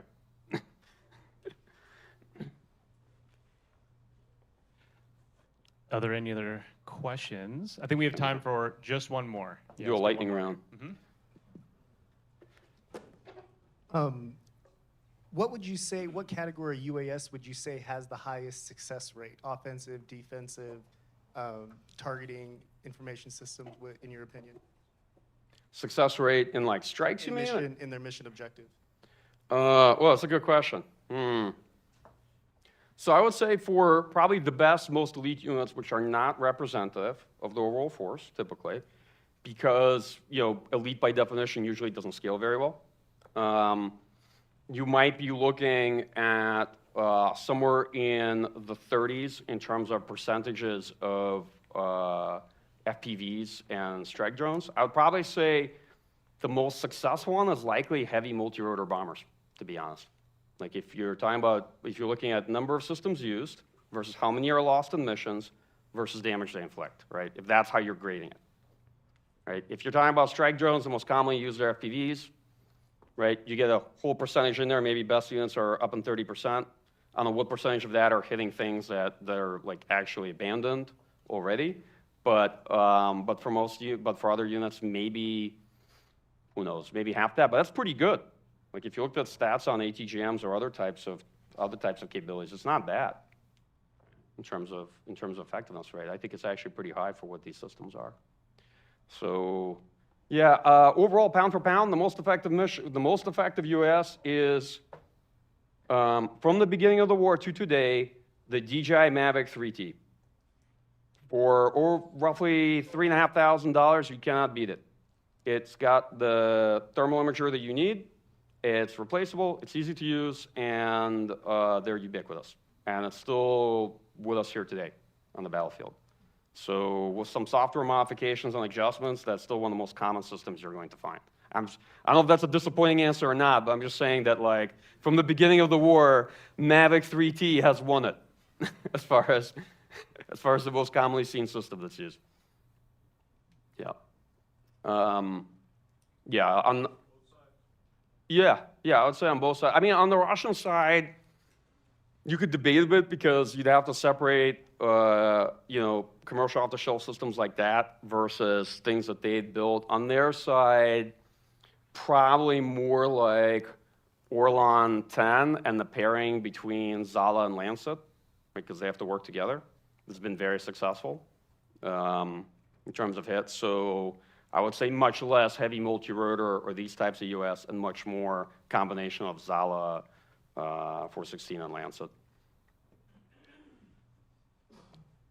Okay. We good? Okay, well, thanks for being a great audience. Thanks for engaging with me this morning. Appreciate it. Michael Kaufman, thank you.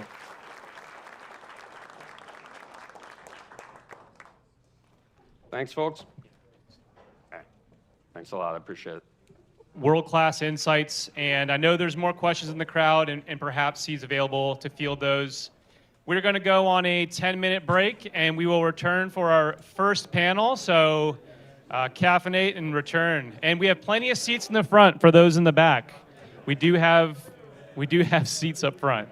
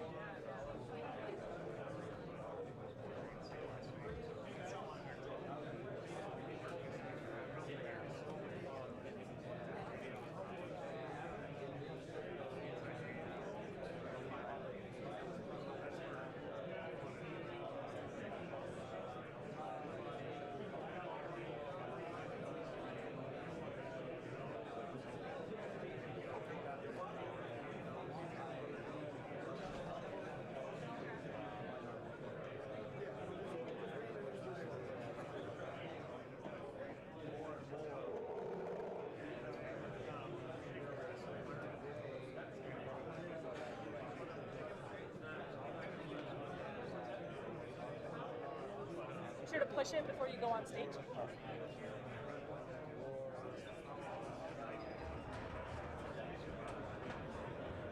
Okay, push it and stay.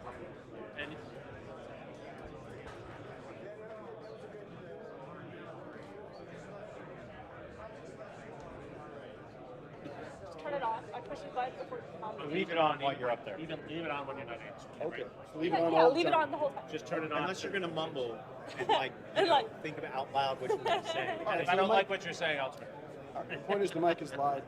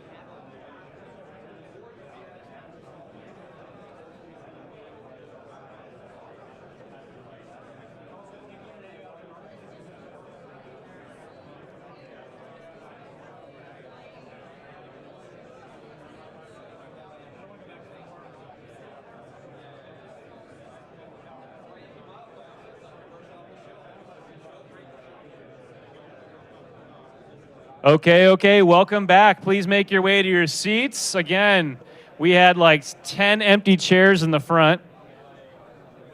Come on in.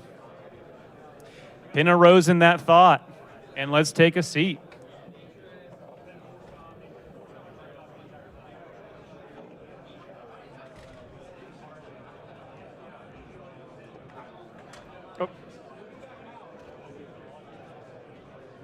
If you're filtering in or having a very, very cool conversation that only you and your partner know anything about, please start text messaging that person instead and find your seats.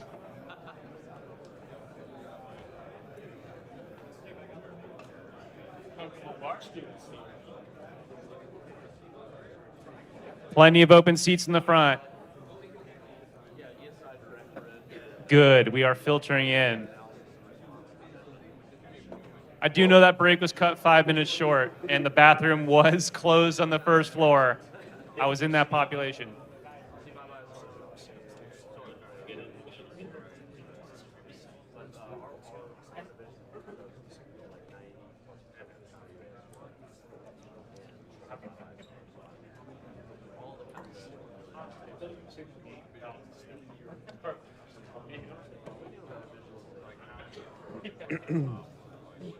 Okay, so for day 2 of the Army Applications Lab, Air Ground Littoral, it's our first of the day, but third in the series. It is my pleasure to orient you to the dominating the air domain in aerial drones in the near-Earth airspace. And again, we are broadcasting via YouTube, so if you do have a question when we get the Q&A, speak clearly and loudly in the microphone like I'm doing. It's okay. And our first moderator today is Dr. Jeremy Surrey, the Mac Brown Distinguished Chair for Leadership and Global Affairs at UT. Thank you. Thank you. Can everybody hear me?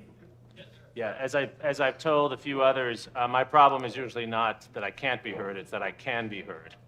I want to make sure everyone can hear us. Everyone has their microphones on up here? Check, yep, right, check. So our discussion today, following from Michael's wonderful presentation and from the other panels, is going to be about small unmanned aerial vehicles, what I call drones. I'm sure there are other names that people use for them. And we're going to talk about how they're changing the battlefield, particularly how they're changing activities in land warfare, right? The intersection between the unmanned aerial vehicles and land warfare. We have 3 experts who come from different perspectives, both in their experience and in the work they do now. And we're fortunate to have them here to share their experience with us. I will talk with them for about 40 minutes, and then we'll have plenty of time for Q&A and comments from all of you. Let me just quickly introduce them. You have their names on the screens over there, but I'll just quickly go in the order in which they're sitting near me. We have Colonel George Doherty from the U.S. Air Force. We have Samuel Bendit from the Center for New American Security, and we have Andrew Carter from Anduril Industries. And I'm going to ask each of my distinguished colleagues just to take a minute or two to tell us what they work on, what part of this bigger issue, an issue we could spend days on, what part they're working on now, where their heads are right now on this issue. Then we'll come back with more details. So, George. So just background. So I am a reserve officer in the Air Force. I'm the Air Force representative here, so I'm the kind of inter-service ecumenical presence, which I think can be powerful. I spent about, well, pretty much my entire career in the Air Force acquisition, science and technology domain, looking at future emerging concepts and helping to develop them. I was one of the co-authors of the current Air Force Science and Technology Strategy, which reoriented the Air Force S&T budget towards transformational integrated capabilities, so getting after great power competition and so on. But also in my civilian career, I've been a strategist for a consultant for major tech companies and for life sciences companies confronting disruptive technological change, so a lot of my viewpoint comes from that as well. I was privileged to have published a paper in 2019 which pretty much kicked this field open in Joint Force Quarterly called Ground Combat Overmatch Through Control of the Atmospheric Littoral, which kind of coined the term, and it has been gratifying to see how far the discussion on this has come so far, so it's very exciting to be here. Great to have you here, George. Sam. Thanks for having me. I am an adjunct senior fellow with Center for New American Security, but I'm also a full-time employee at CNA, Center for Naval Analyses, where I'm a member of the Russia Studies program. At CNA, I look at the development and use of small UAS and counter-UAS technologies by both belligerents in the war in Ukraine. So I look at public, unclassified, open sources, and I try to understand technologies, tactics, concepts, and principles in fielding those systems. And I think Mike's presentation has set us up very well for this discussion. It's interesting to get this information from the public domain. There's just so much data available on what both sides are posting. Clearly, this information is subjective. Clearly, it's part of the larger information competition, but there's a lot of videos, imagery, data, specifications, discussions. People are sounding off. People are screaming on open sources about certain tactics, things that work, things that don't work. And trying to understand that larger picture, I think it's interesting, purely from the objective researcher point of view. Obviously, this is part of a larger military conflict, but there's a lot happening in that space. One of the more recent concentrations for me is looking at the volunteer developments, how volunteers on both sides are contributing to this war, what kind of weapons they're developing, what progress or impediments they are experiencing on both sides in delivering the systems that matter so much for this discussion. Interesting. That's fantastic. We'll come back to that, Sam. Thank you. Andrew. Good morning, Andrew Carter. I did 25 and a half years in the Army as a Kiowa Warrior air cavalry pilot, then transitioned into the acquisition corps. So I did both contracting and program management at a variety of assignments, as well as requirements writing. So a lot of the discussions this week I've lived and felt the pain on. I joined Anduril about 4 years ago, coming off active duty. Started in our small UAS space with some of the new starts that we had, and then have transitioned now into some, we think about how to, really, is the title is, and what we're doing is maneuver dominance, but it's the same as dominating the adversary. What are ways that we can apply technology to the future fight being a year, 2 years, 5 years, 10 years, that help us really bring out what the American military has been known for, how we fight, so a consideration of how we fight. Fantastic. So the first question I want to ask, just to get us going, this is obviously a topic that could take days and days, right? So if each of you in your area of expertise right now would give us one of the salient changes you see in the battlefield as a consequence of unmanned aerial vehicles. So what is one thing that looks fundamentally different today from how it did 5-10 years ago? And then we'll build on that. George, would you like to go first? Sure. So I take the long-range view on this, right? I think from the Air Force point of view, it's great to kind of cross-pollinate from different services because it opens the kind of the doctrinal and conceptual aperture quite a bit. You know, from the Air Force point of view, for instance, I think it's lovely how the Army has suddenly become interested in top attack. It's like, of course, where else would you attack from, right? But you know, in the long view, I really think that we are at a moment very similar to, say, 1914, which was a transition between kind of pre-industrial or pre-mechanized formations and maneuver concepts, confronting industrial, the first wave of industrial warfare, right, which came in the form of fires. And so in 1914, one of the first things you saw was things like machine guns and heavy artillery and whatnot, you know, shutting down maneuver by massed infantry and troops of horse cavalry and so forth, right? And there was the same phenomenon where maneuver came to a halt, everything turned into a bloody battle of attrition, and there was great consternation. But what came out of that, ultimately, you know, and we have to remember, we are very, very early days of kind of the robotic and AI transition in warfare. 99% of all that's to come hasn't happened yet. But looking downstream, we saw that what happened ultimately was that we embraced the fundamental capabilities of mechanization in a way that allowed us to completely reconceptualize our maneuver forces in a way that allowed an entire new generation of concepts, things that did not exist in 1914, to rule the battlefield in the future. And that's ultimately where I think we are headed here. Fantastic. The historian in me loves the 1914 analogy in so many ways. It's hard to look at the war in Ukraine and not think about 1914. Sam, what about you? I think if we zoom in to the tactical engagements, we're seeing the completely unprecedented impact of commercial technologies in this war in ways that have never been done before. And so we have to ask ourselves, with so many tactical drones in Ukraine actually purchased from China or assembled from Chinese parts, how different would this conflict be if neither side had access to China as a source of that material? Right, right. Would you say the same for North Korea and Iran also? In the manner of speaking. Yeah, just not in the same quantity. Right. Right. Fantastic. We'll come back to that. Andrew. Yeah, no, thanks. I think, one of the things that I noticed on Dr. Greer's slides the first day was he had multiple question marks and multiple triangles, and I think that's actually what we're going to be. I think we're going to see periods of rapid adaptation, rapid innovation, and then either our adversary will counter that or we will learn more about it to be able to kind of think about the way that we employ drones differently, right? Because I'll be honest, most of the technologies are actually there. We had that discussion yesterday. I think the technologies are there. It's the application of them, but more importantly, it's about how do our soldiers and our warfighters think about them in terms of combined arms maneuver. I think I'd caution us a little bit maybe about going back all the way to 1914. We do have organizations in the Army that have fought in the air-ground littoral, and they're called the CAV squadrons.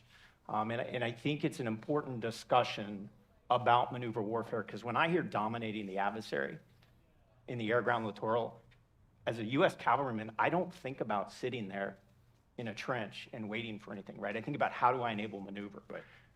And so there has been an evolution, and we have had organic units. We just lost them for about 15 years that were combined arms, artillery, mech infantry and cavalry scouts, armor, and aviation that were all together that were operating. I think the piece about that, and it was discussed this morning as well, is that across a division front with 16 Kiowa Warrior helicopters, that meant there were maybe 2 helicopters on station at any one given time, right? Maybe 4. We had a day shift, a night shift. You have 1 or 2 down for maintenance. There's $100 million worth of assets with 100 people supporting them to be able to provide 1 air weapons team. There are drones that are out there now that can do 20% of the task, 30% of the task. The difference is that as we go, every echelon is going to have them. So I think that culture change that Dr. Greer talked about is really what we need. It's not it's how do we apply the technology in a way we move forward. So I actually think that when we get them out at echelon, we will have a tremendous ramp up in learning that then will inform where we need to invest in future technology. Fantastic. And Andrew, if I can stick with you for a second, we'll come back in the other That's never a direction. good thing. Just because, the question that immediately comes to mind, in this space where, in a sense, you're saying we're relearning things that we had forgotten for a while, right? And the professor in me says that's always what happens, right? Learning is a loop. That's why you do physics every few years, you do history every few years, you're relearning what you've learned. What so far, where have we relearned well? What have been some areas where we have been in this general area, where we have been innovative, things that excite you that we're already doing? Yeah, so I think a lot of the digitization of data, I think the ability to pass the information in the works, and it's not there yet, it's not fully there yet and fully employed, right? But if I think about 15, 20 years ago, and there's some fellow platoon leaders here in the room, so they can check me on my age. If you think about what we did 90% of the time as a helicopter, it was to fly to the next terrain feature, go look over, confirm or deny enemy presence in, say, an area, a named area of interest, maybe identify that, and then report that back. For years, that was done with binoculars, somebody on a map. It'd be a 6-digit grid. I'd have to learn how to do an adjust fire. I'd have to shift right. You do like all of those things. The kill chain was even slow in an organic organization. When we did the Kiowa Warrior, we had a laser target designator designed for Hellfires. They'd been around for years. What was the most important thing about that laser target designator? It gave me an 8-digit grid, and I could go straight to a call for fire, right? So we do have systems out there now based on the vision-based nav, we collectively as the industry community, that can give you to that level of fidelity without exposing the human soldier to that first contact. Right. Fantastic. Maybe building on that, Sam, you made the point so well a few minutes ago about the commercialization of warfare, and you gave the example of China, of course, though I always think, is it a commercial from China or state? Because every industry in China is kind of state-run anyway. But that's another discussion, I guess. In what ways has the commercialization of warfare been a benefit? How has it improved the quality of what we're doing? Well, in the United States in particular and around the world in general, the commercial sector moves way ahead of the government. It's faster to innovate, faster to develop, and that's certainly the case here. We are having a better idea today of what tactical UAS should be for U.S. military. We look at what is happening in Ukraine, and we try to understand how certain tactical developments at certain costs, at certain cost brackets, should be applied at tactical engagements for our training and force development. And so I think if we compare this to 10 years ago, we had a very different idea of what tactical UAVs were. Some of those tactical UAVs actually did not work in Ukraine and were publicly criticized. So today, our commercial sector is driving a lot of innovation and development and is engaging with the military to get a better idea, to develop a better idea of what a U.S. tactical UAV should be. Does that pose a challenge, or how does that pose a challenge for command and control? I have a student of mine, Army now colonel, who's been back and forth to Germany quite a bit. And he's recounted to me what all of you know better, which is the difficulties of interoperability. Right. Is that made more complicated with commercial activities, or less complicated, or how do we think about that? I think it depends on the force. It depends on different level commanders. Some advanced forces around the world are still trying to integrate small UAS in their tactics and training, and it's a very difficult process. So it really depends on the military, and it depends on the understanding. If you look at public information, right, if you look at articles written about U.S. Army, U.S. Marines, we have a lot of integration happening, lessons learned, adaptation. It is uneven, but it is a process, and it is finally happening. Right, right. And of course, it's made all the more difficult when you're operating as a NATO alliance, right? And you have very different organizations. Right. Back to you, George. I love the analogy to 1914. Again, as a historian, we love talking about World War I. One of the things that comes out of World War I, of course, is, as you say, the use of mechanization in new ways, understanding of the limits of offense, right? There's the cult of offensive thinking that goes into World War I, the Schlieffen Plan, the Joffre Plan, et cetera. And of course, there are lessons learned about that, right? Are we learning those lessons? Is there a similar set of lessons that are being learned today? Well, I definitely think there are, but it's been a mode we haven't been in for a long, long time, right? We've enjoyed a remarkable period of stability in our history. There has not been a period before this of 30 years when we have the same platforms in the air, on the ground, that are still at the leading edge as we have for the past 30 years. So this period of stasis has actually been historically remarkable. And now we're basically relearning how to deal with a period of rapid disruptive change, which really has been the norm for most of our history. You think about, if somebody came into the Air Force, for instance, in 1935, they would have seen biplanes and so forth. And by the time they left their career 20 years later, they would have been in the jet age, right? And gone through the age of big strategic bombing and all that. Learning those lessons. And so the key thing I think where we need to get is we have to get out of the reactive mode in this air-ground littoral space, right? We were surprised when ISIS dropped the first armed small UAS in 2017, and we've continued to be surprised by FPV drones and everything else as they appear. I think if and as we heard from Michael's talk and others, what we see in Ukraine this year is not the same it was in the prior year. And if we continue to define the challenge in terms of urgent operational needs and current tactical gaps, we're going to be chasing the puck around the ice, and we're never going to be able to get to dominating the adversary. And we need to be opening up our doctrinal thinking caps, if you will, so that we can skate to where the puck is going. This is exactly what I teach. I need to have you come talk to my students. How do you do that? I mean, it's the hardest thing. The lesson, the historical lesson going from World War I to World War II is we didn't do that well. It was really hard. right? In fact, no one really did it well. Maybe the Germans did it a little better, right? So how do we do that? I mean, what you're saying is that we have to move beyond the tactical reactivity to an actual reconceptualization and think about the sum of the parts, right? Which is the key point in Clausewitz's On Strategy, right?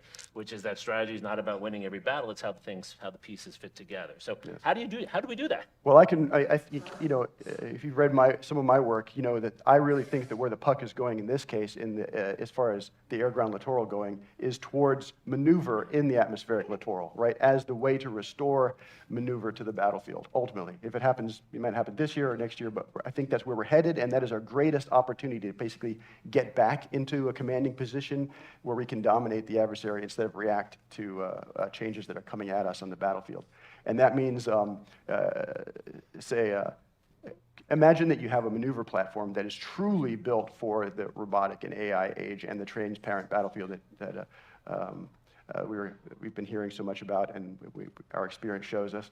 You know, if you have a maneuver platform that is composed of the most effective types of drones that we're heading towards, right? Ones that are like the most recent and potentially future generations that are more and more capable since they're armed with direct fire precision weapons, ATGMs, things like that, basically a flying remote weapon station, but then not the individual drone, but an array of those, right? That is a distributed, dissociated unit that basically is completely immune to terrain, can cross minefields, mud, ditches, water barriers, all completely irrelevant, an order of magnitude greater mobility than any ground force has ever seen before, right? They're unmanned, they're attritable, they can change formations at a go.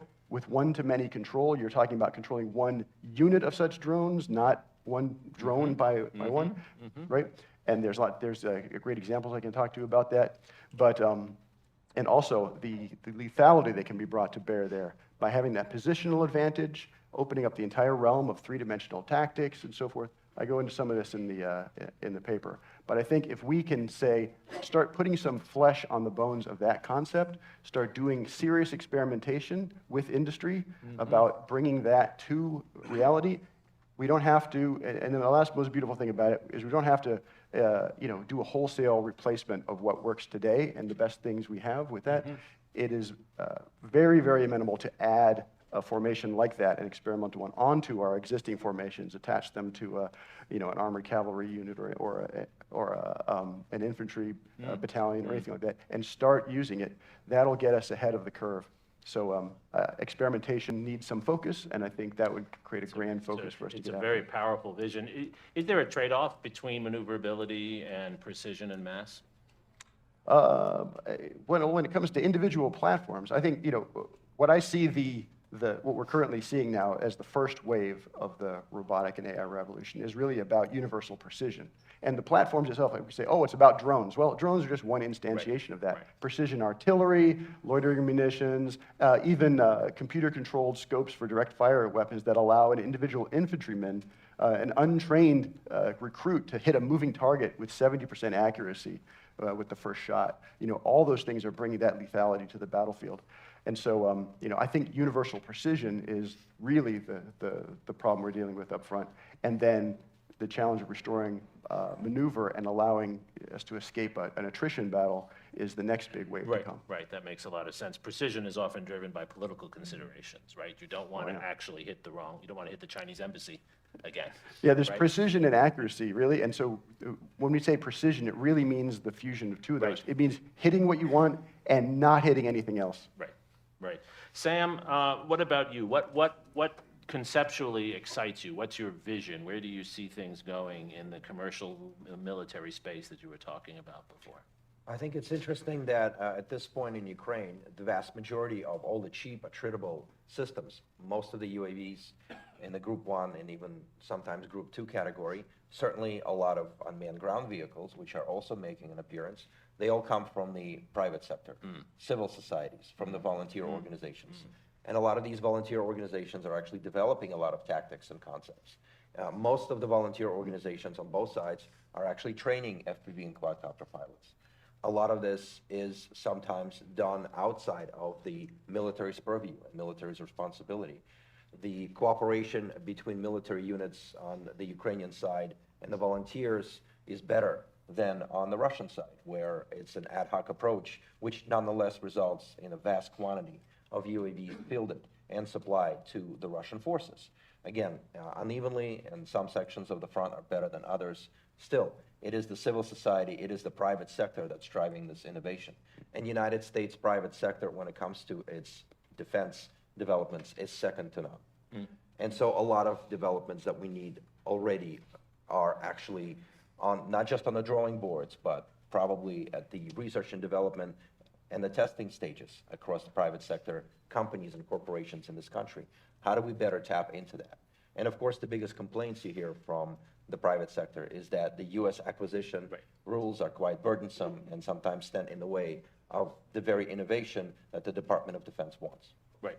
So in the 1990s, Secretary of Defense William Cohen, and to some extent Rumsfeld followed this too, they moved toward a system where they wanted fewer suppliers, fewer contractors, right? In fact, they were encouraging oligopoly. And the last I looked, I think it's 5 companies that supply more than 50 to 60%, not just of Pentagon acquisitions, of US government acquisitions. I hope I'm not offending anyone from those companies here, but I have a feeling I have people from the smaller companies. Too late. Actually.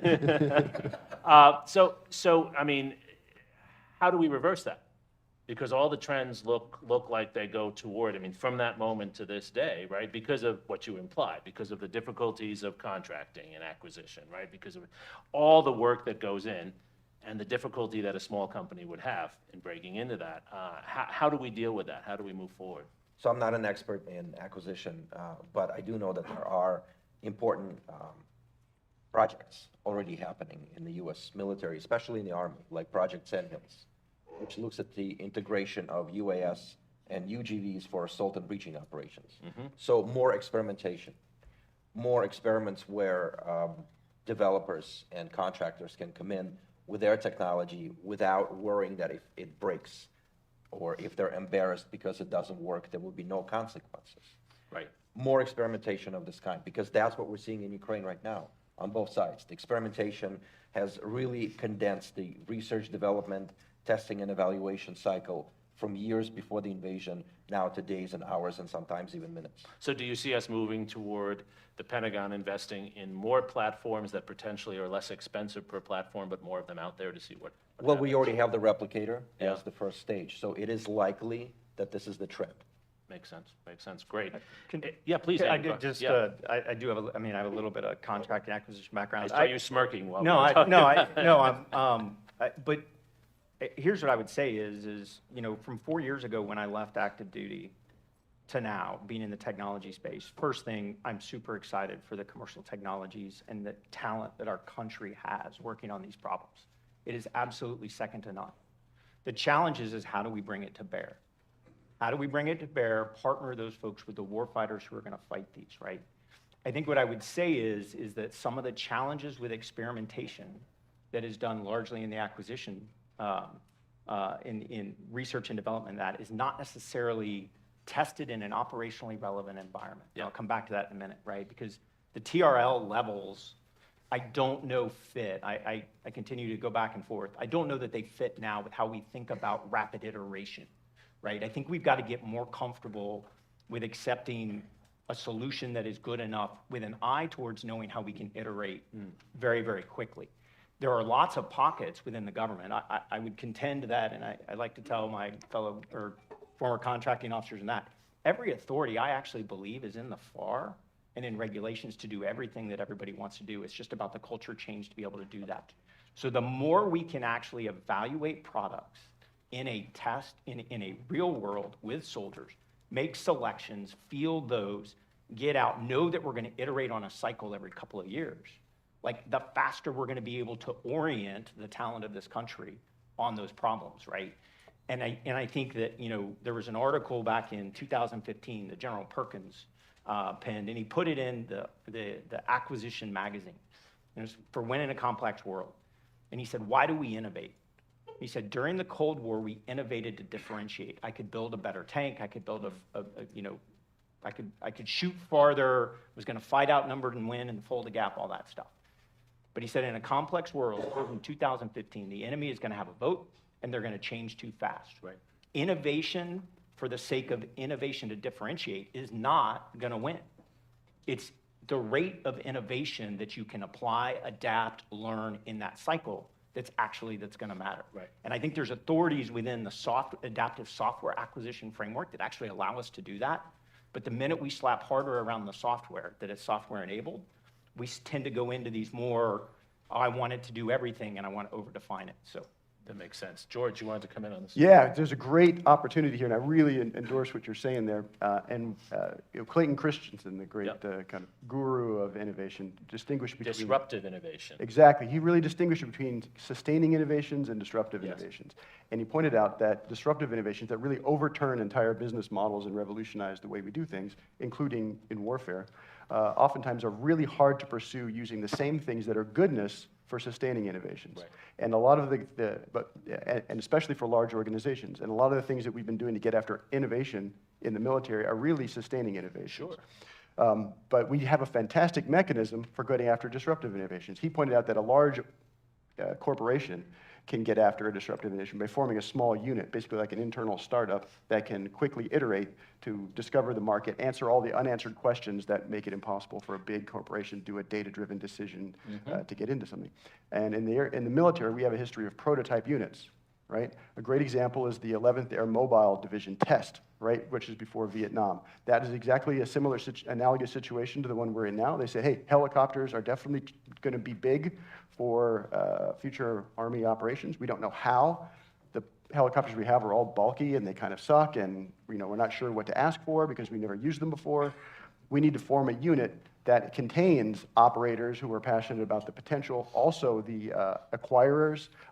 They had their own kind of engineering staff, and they were all tasked with quickly iterating to develop the doctrine, of how to use them tactically, the requirements, test the equipment, find out what a better equipment really needs to entail, and all the TTPs and organization and how, what does manning need to look like, and sort that all out. An example of the 11th Air Mobile Division for air mobile operations, it was formed in 1963 to start working on all those things. Spent 2 years as a prototype unit, and then was rebadged as the first Air Cavalry Division, was the first complete division deployed to Vietnam, and went immediately into combat in the Battle of Ia Drang.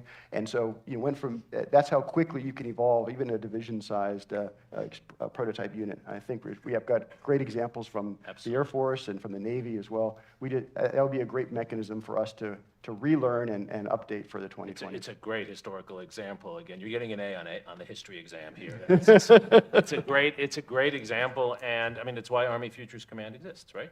I mean, it's got to be about disruptive innovation, not just sustainable innovation. Absolutely, as you said. Andrew, I wanted to come back to your point on digitization, because one of the things you said you were excited about, your eyes lit up when you talked about digitization, but it also seems to me that's one of the biggest challenges. Right? Yep. Because, I mean, people in this room know this better than I do, but there are all kinds of concerns about taking human beings out of the loop, right? How do you think about that? Well, I think, look, there's a spectrum, and when I say digitization, I'm not talking about taking humans out of the loop, right? I think I'm increasingly becoming in the mindset that we need to start thinking about drones and robots in this maneuver formation as consumers of information, not collectors.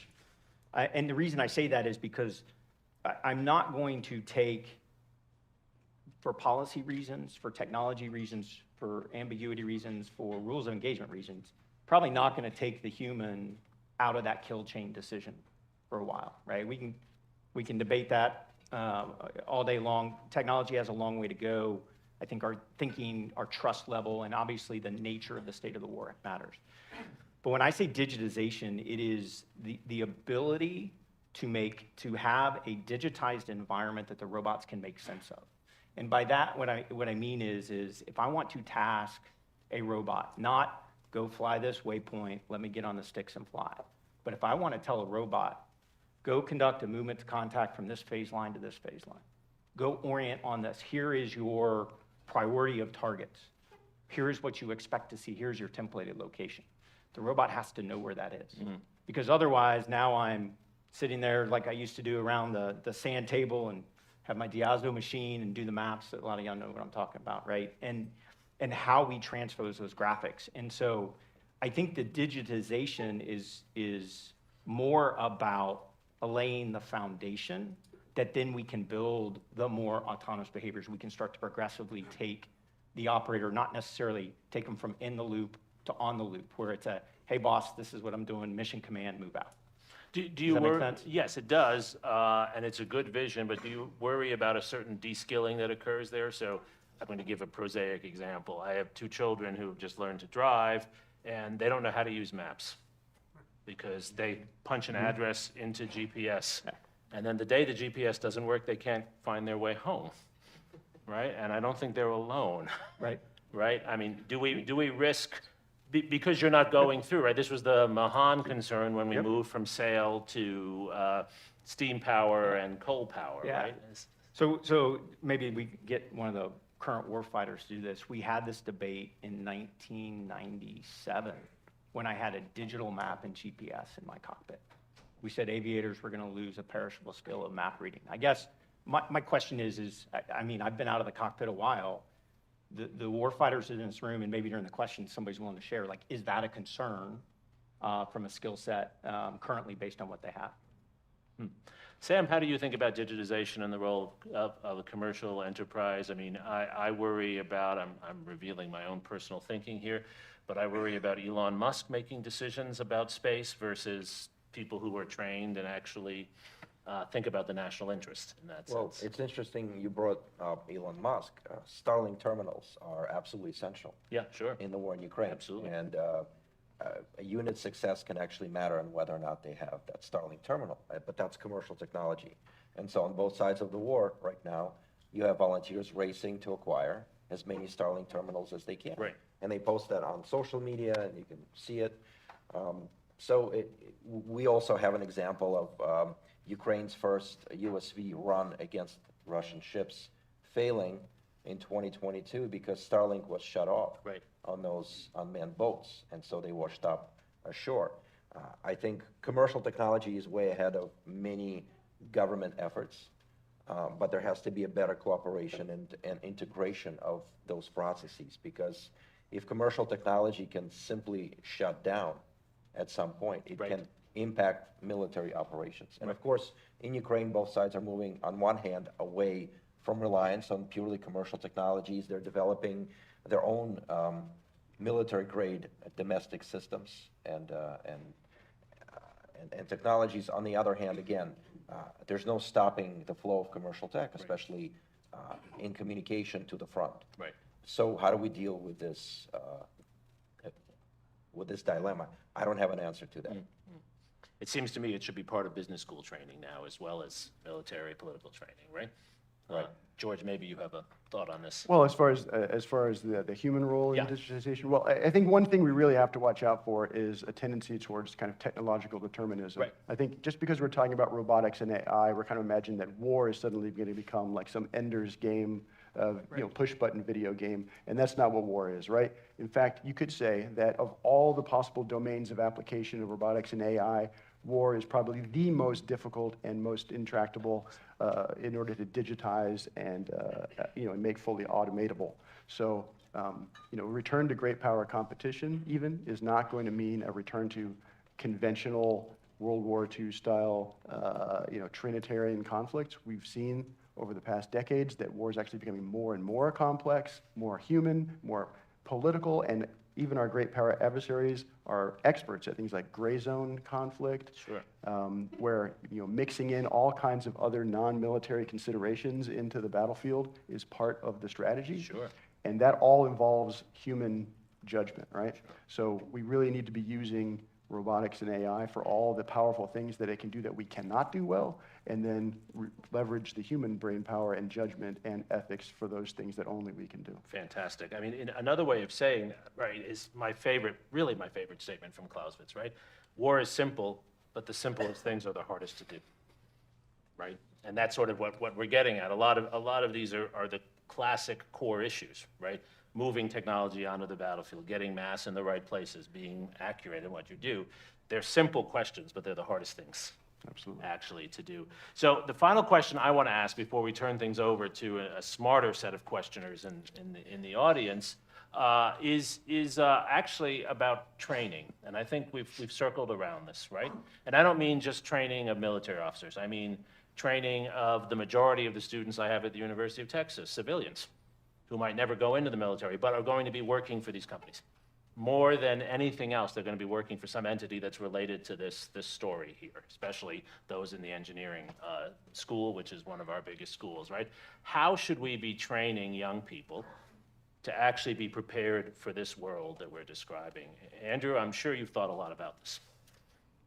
Yeah, I mean, I think that's going to sound crazy. I spend a lot of my time with the young engineers, teaching them about previous lessons learned in warfare and how technology has changed it. And I say that because what you can't do is put the warfighters that are in this room in every class, which would be my recommendation, right? Like that, the closer you can get the engineering talent, the people solving the problems, to the warfighter who understands the problems and let them collaborate, like the better the solution you get. And so the ability for a young 23, 24-year-old engineer who has focused their entire time, they've been building drones and computing and writing in Python code since they were 9 years old in their basement. They go get their master's degree, they graduate with a PhD, and they want to come work on national security problems. They don't know the difference between a tank and a Bradley. They don't know any of the vocabulary that any of us use. And so, and they just apply the technology in a way that they think. Now, sometimes that's a great way, because they're actually going to come up with a different solution, right, that we would not have thought of. But I think sometimes we're reinventing things just for the sake of technology and reinventing. And so that's from training your students and training that, short of getting a current warfighter in the room, I think having them understand military operations, the history of warfare, I think is probably the best thing. Absolutely. History, and I wanted to give a shout out to my former student Clay, who's over there. He actually did this for a year. We have a military fellows program, something we should expand and maybe even get commercial support for, to bring in more experienced warfighters at a point in their career where they're ready to share their experience. Clay did this for a year in one of my classes, and I can't tell you how much the students learned, the non-military students who are the majority, from having him and a few others in the classroom. Sam, what are your thoughts on training and preparing people? I think you got to start earlier, and the blueprint for that is already out there. So school children, high schoolers, robotics competitions, let them tinker with that technology. Let them go to hackathons. Have as many hackathons as is possible within the specific guidelines at the state, federal, and other levels. Have the kids be interested in this before they get interested in war. Because if you are going to have a lot of very well-educated young people who are well-versed in military technology already, joining the military, you're going to have a different quality force. There's a story about a Ukrainian teenager who was piloting his quadcopter in the opening days of the invasion, and it was his effort that helped identify, or one of the efforts that helped identify, this very large Russian military column that was heading to Kiev. And so he was able to communicate that information back to the military, and the rest is literally history. So you need to start earlier. You need to get the kids interested in this. Whether or not they will continue afterwards is up to them. Right, but give them the freedom to play. Yes, absolutely. Right. So this is the strength of a free society, right? That young people can explore their interests. Right. Absolutely. Well said. George, your thoughts on this? I think one thing we can do that's going to be helpful to everything we do in terms of training is leveraging the skills that people come with. Right? We look back, a lot of people have pointed out that in World War II and earlier wars, we really benefited tremendously from the fact that a lot of the recruits had grown up on farms. Yep. Right? They knew how, they were strong, they're from baling hay, they knew how to shoot and all that. We didn't really have to train them that much in a lot of different ways, right? Sure. A lot of our recruits today don't have those experiences, but they have different experiences. Right. So just looking at the futuristic thing like controlling a drone array in the atmospheric littoral, a lot of the controls for that look a lot like a real-time strategy game, either like controlling things in StarCraft or whatnot, and a combination of that with first-person shooters and so forth. That, for someone who's never played with those things, this can be disorienting, as you've ever tried to introduce someone to gaming who's never tried one. But we have a generation now that has grown up with all that, and just like in World War II, they have a different set of skills that we can leverage. And I think, to kind of finish on kind of more patriotic note, one of the bigger challenges I see from recruiting also is not just the skills that people come with, but the attitudes, right? Yeah. You have a lot of folks who say, I'm not interested in the military, I'm not really that into war and blowing stuff up and destroying things, and they don't realize that's not what the military is about. Right. Right? Yeah, none of us love those things.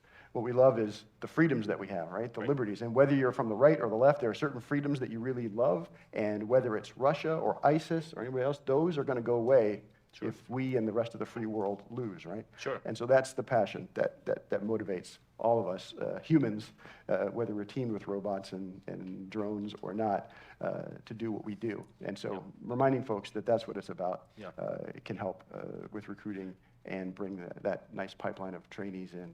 And I should say, I want to say, because it's true, that that spirit, that passion to serve your country is alive and well. You don't see it on TV as much as you should. You all see it in your spaces of work. But I teach 300 undergraduates every semester, and they are more committed to public service than they've ever been, in large part because they think their parents have screwed it up. And they're right. But they are committed to public service, and I think Clay and others who have been military fellows in my classes can comment, there's no hostility to the military. There's ignorance. There's ignorance, and that's a real problem. A World War II generation, raised a generation of Americans in the Cold War who knew a lot about the military. There's a lot of ignorance out there, but there's not an absence of a desire to do public service, and if you can show them they can do cool stuff, I think to Sam's point, right? Draw on the things that you like playing with in this space. I think there are enormous opportunities. Okay, I'm going to get off my soapbox. Questions, comments? Who wants to go first? Technical, big picture, whatever you want. Who's going to go first? I'll just call on someone otherwise, but that's what we do. It's a class, right? Who's going to go first? Great. Please identify yourself, too. All right, yeah, Kevin, recently retired military officer after 25 years. I guess the question goes to some of the human on-the-loop discussions versus in-the-loop versus off-the-loop. How much time do we think we have before we have to deliver a scaled solution of a human on the loop or off the loop, given what's going on in the current battlefield? Great question. Andrew, you want to start us off? I think there's a lot of other folks in this room who probably have a better understanding of that. I guess what I'd say is I think we are, for certain ConOps, for certain use cases, we are a lot closer to on the loop than we think we are.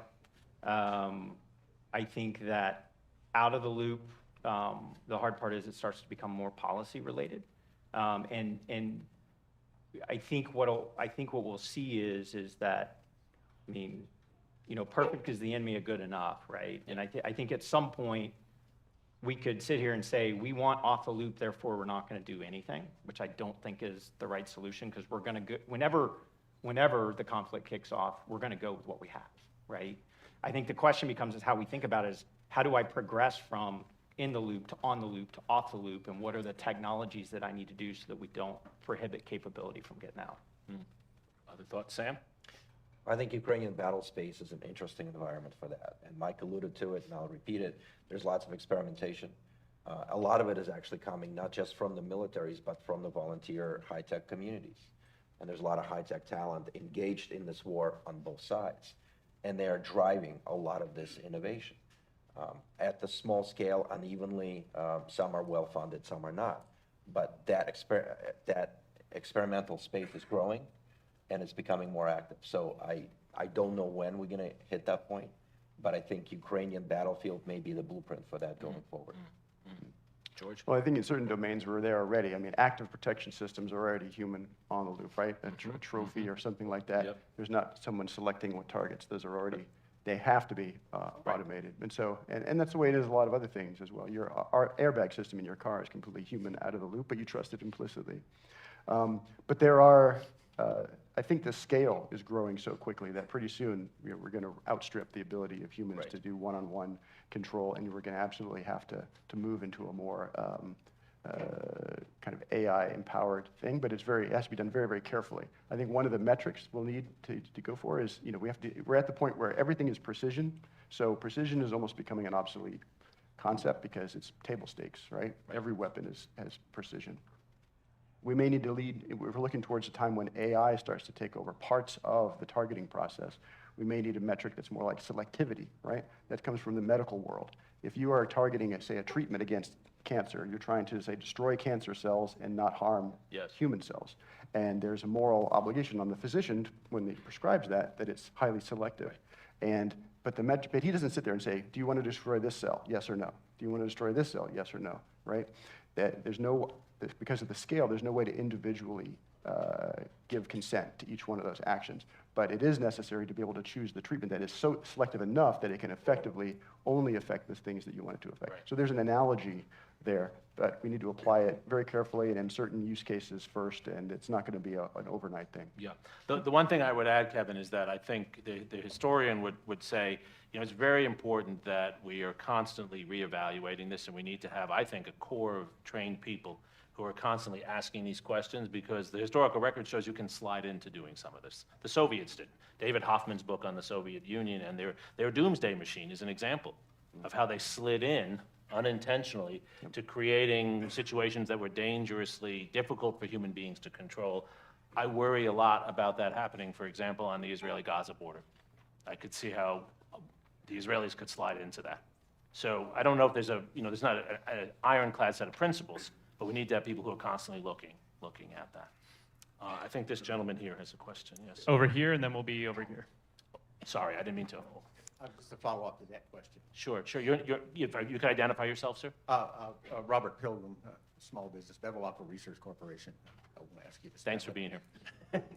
Anyway, I think there's a lot of global resistance to off the loop, or human off the loop, and I think what is going to have to happen, the observe, orient, decide act is going to get shorter than humans can respond. We've got 120 millisecond response time, right?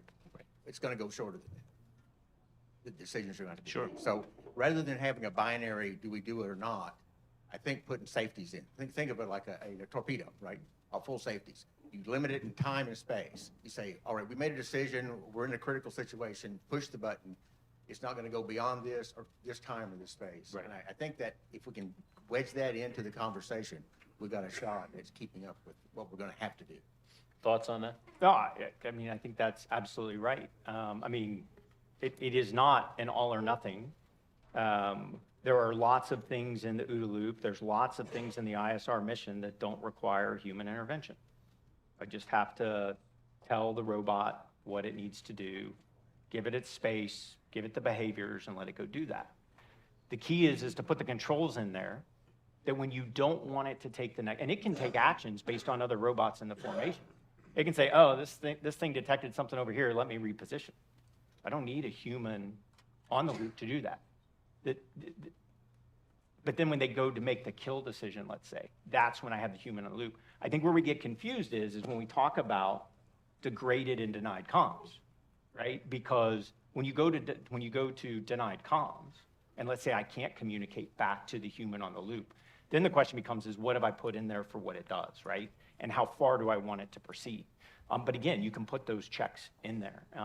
And so I completely agree with you. It's, again, it's, perfect is the enemy of good enough. And I think there are a lot of, I think we get wrapped around the axle with AI. The number of people say, can you just sprinkle some AI pixie dust in there? Look, it's automated ISR. We are using computers to do what it used to take people longer to do. That's it. The technology is behind the ground. It's going to get better. Yeah. At some point, maybe ATR, computer vision, gets good enough.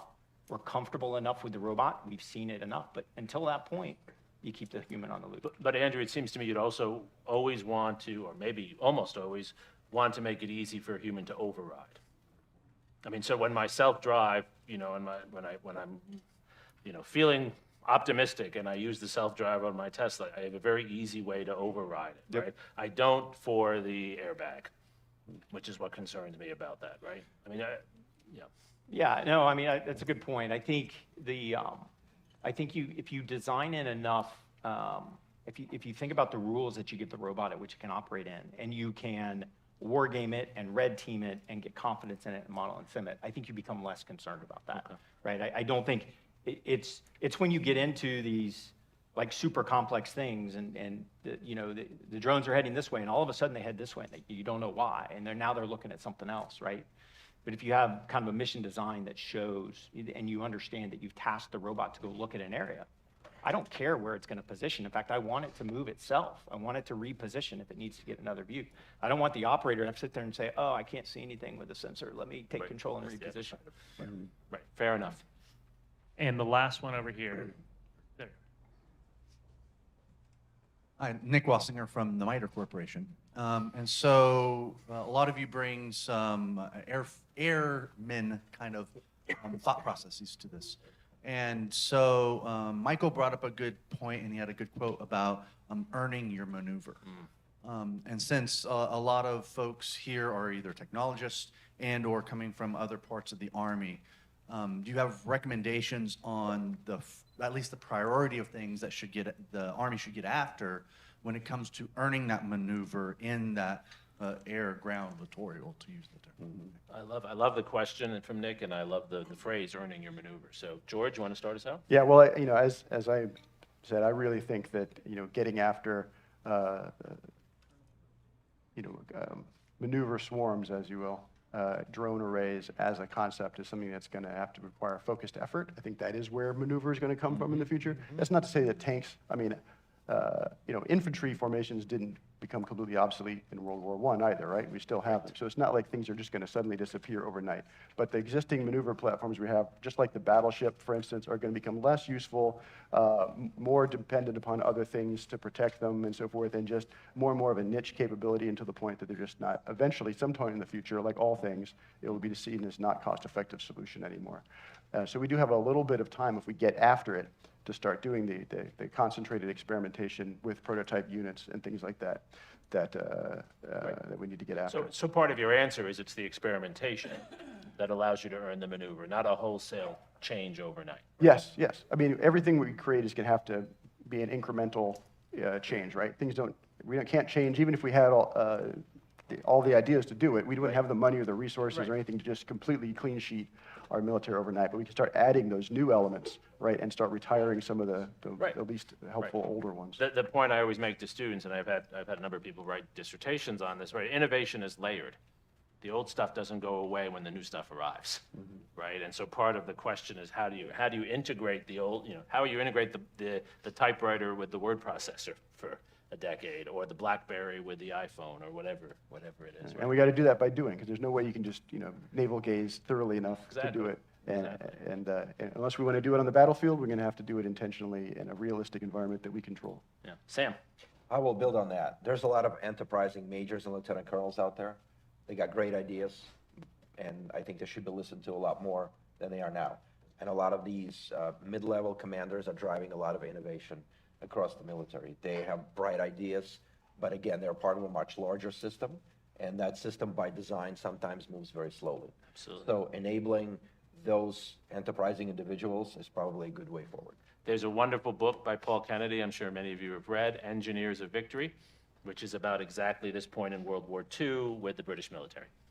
From radar to various things, he makes the point that that's exactly that's why the British military was better in a sense than the German military, because you didn't have, the German military is very top down. Right. Andrew. And I apologize if I gave the air focus. I think my intent more was in having worked for armor officers and understanding the ground scheme of maneuver in a division cavalry squadron, right? That's the frame of reference that I came in. How do I apply my helicopter to enable ground maneuver? If we're gonna have robots doing that, we have to start to think about those tasks, right? So if we want to talk about taking maneuverability, what were some of the tasks that the human in the loop, Andrew Carter, Ryan Coyle, whoever in the cockpit, was able to do to enable that ground formation to maneuver? I had 1 or 2 Hellfire missiles. I wasn't going to take out the bad guys. It was all about enabling the ground forces to get to a position of advantage, to take decisive action. That's what it was about. So I think, and so I did not mean to give an air focus, more from the standpoint of we don't have those capabilities in our formations, and we're getting ready to give them to every formation. So it is a culture change. We are going to have to think through that, but really start to think about how do we do the 5%, the 10%, the 20% tasks that enable that ground commander maneuver. I think it's a perfect spot to close on. Please join me in thanking these remarkable three gentlemen. Awesome. Thank you very much for our second panel of the day, fourth in the series. Dr. Jeremy Suri, thank you so much. Oh, my pleasure. My pleasure. Thank you. As we mic up our next panel, that was our first panel of the day. All right, we're miking up our second panel. My bad. Oh, it's been a long 2 days. I don't know if you feel the same way I do, but let's keep the energy up. We're gonna do something fun while I vamp for time.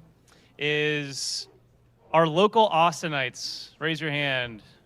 Okay, we have some out-of-towners, and I think it'd be great to tell them your favorite lunch spot, dinner spot, or thing to do. And if you do that, I'm gonna hook it up with some swag that we got coming out. So who's got a good lunch spot? Nope, there's no break. There is no break. We're gonna start in 2 minutes. I'm trying to hand out swag. P. Terry's. Elephant Taco. All right. You guys gonna get some swag. Cool. Thanks. All right, we have P. Terry's. I'm gonna shamelessly plug Terry Black's for barbecue. Who's that? Was that you? Here you go. Into coverage. Sabaros? The pizza place?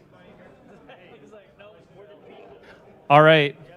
We have a little bit more swag. Who had to miss an important work call to listen to that last panel? I want to reward you for your dedication. There we go, my man.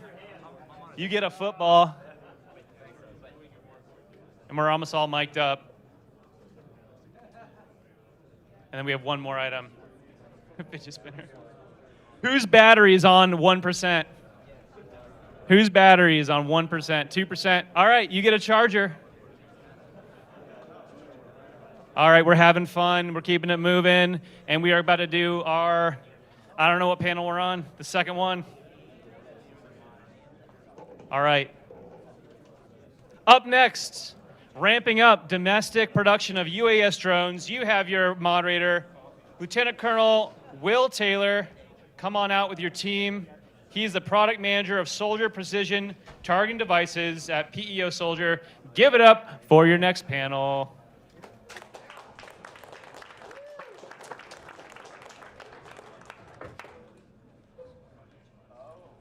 All right, team, I appreciate everyone's turnout today. I'll be honest, this is my first public speaking engagement event in about 3 years. I've been doing drones about 8 years.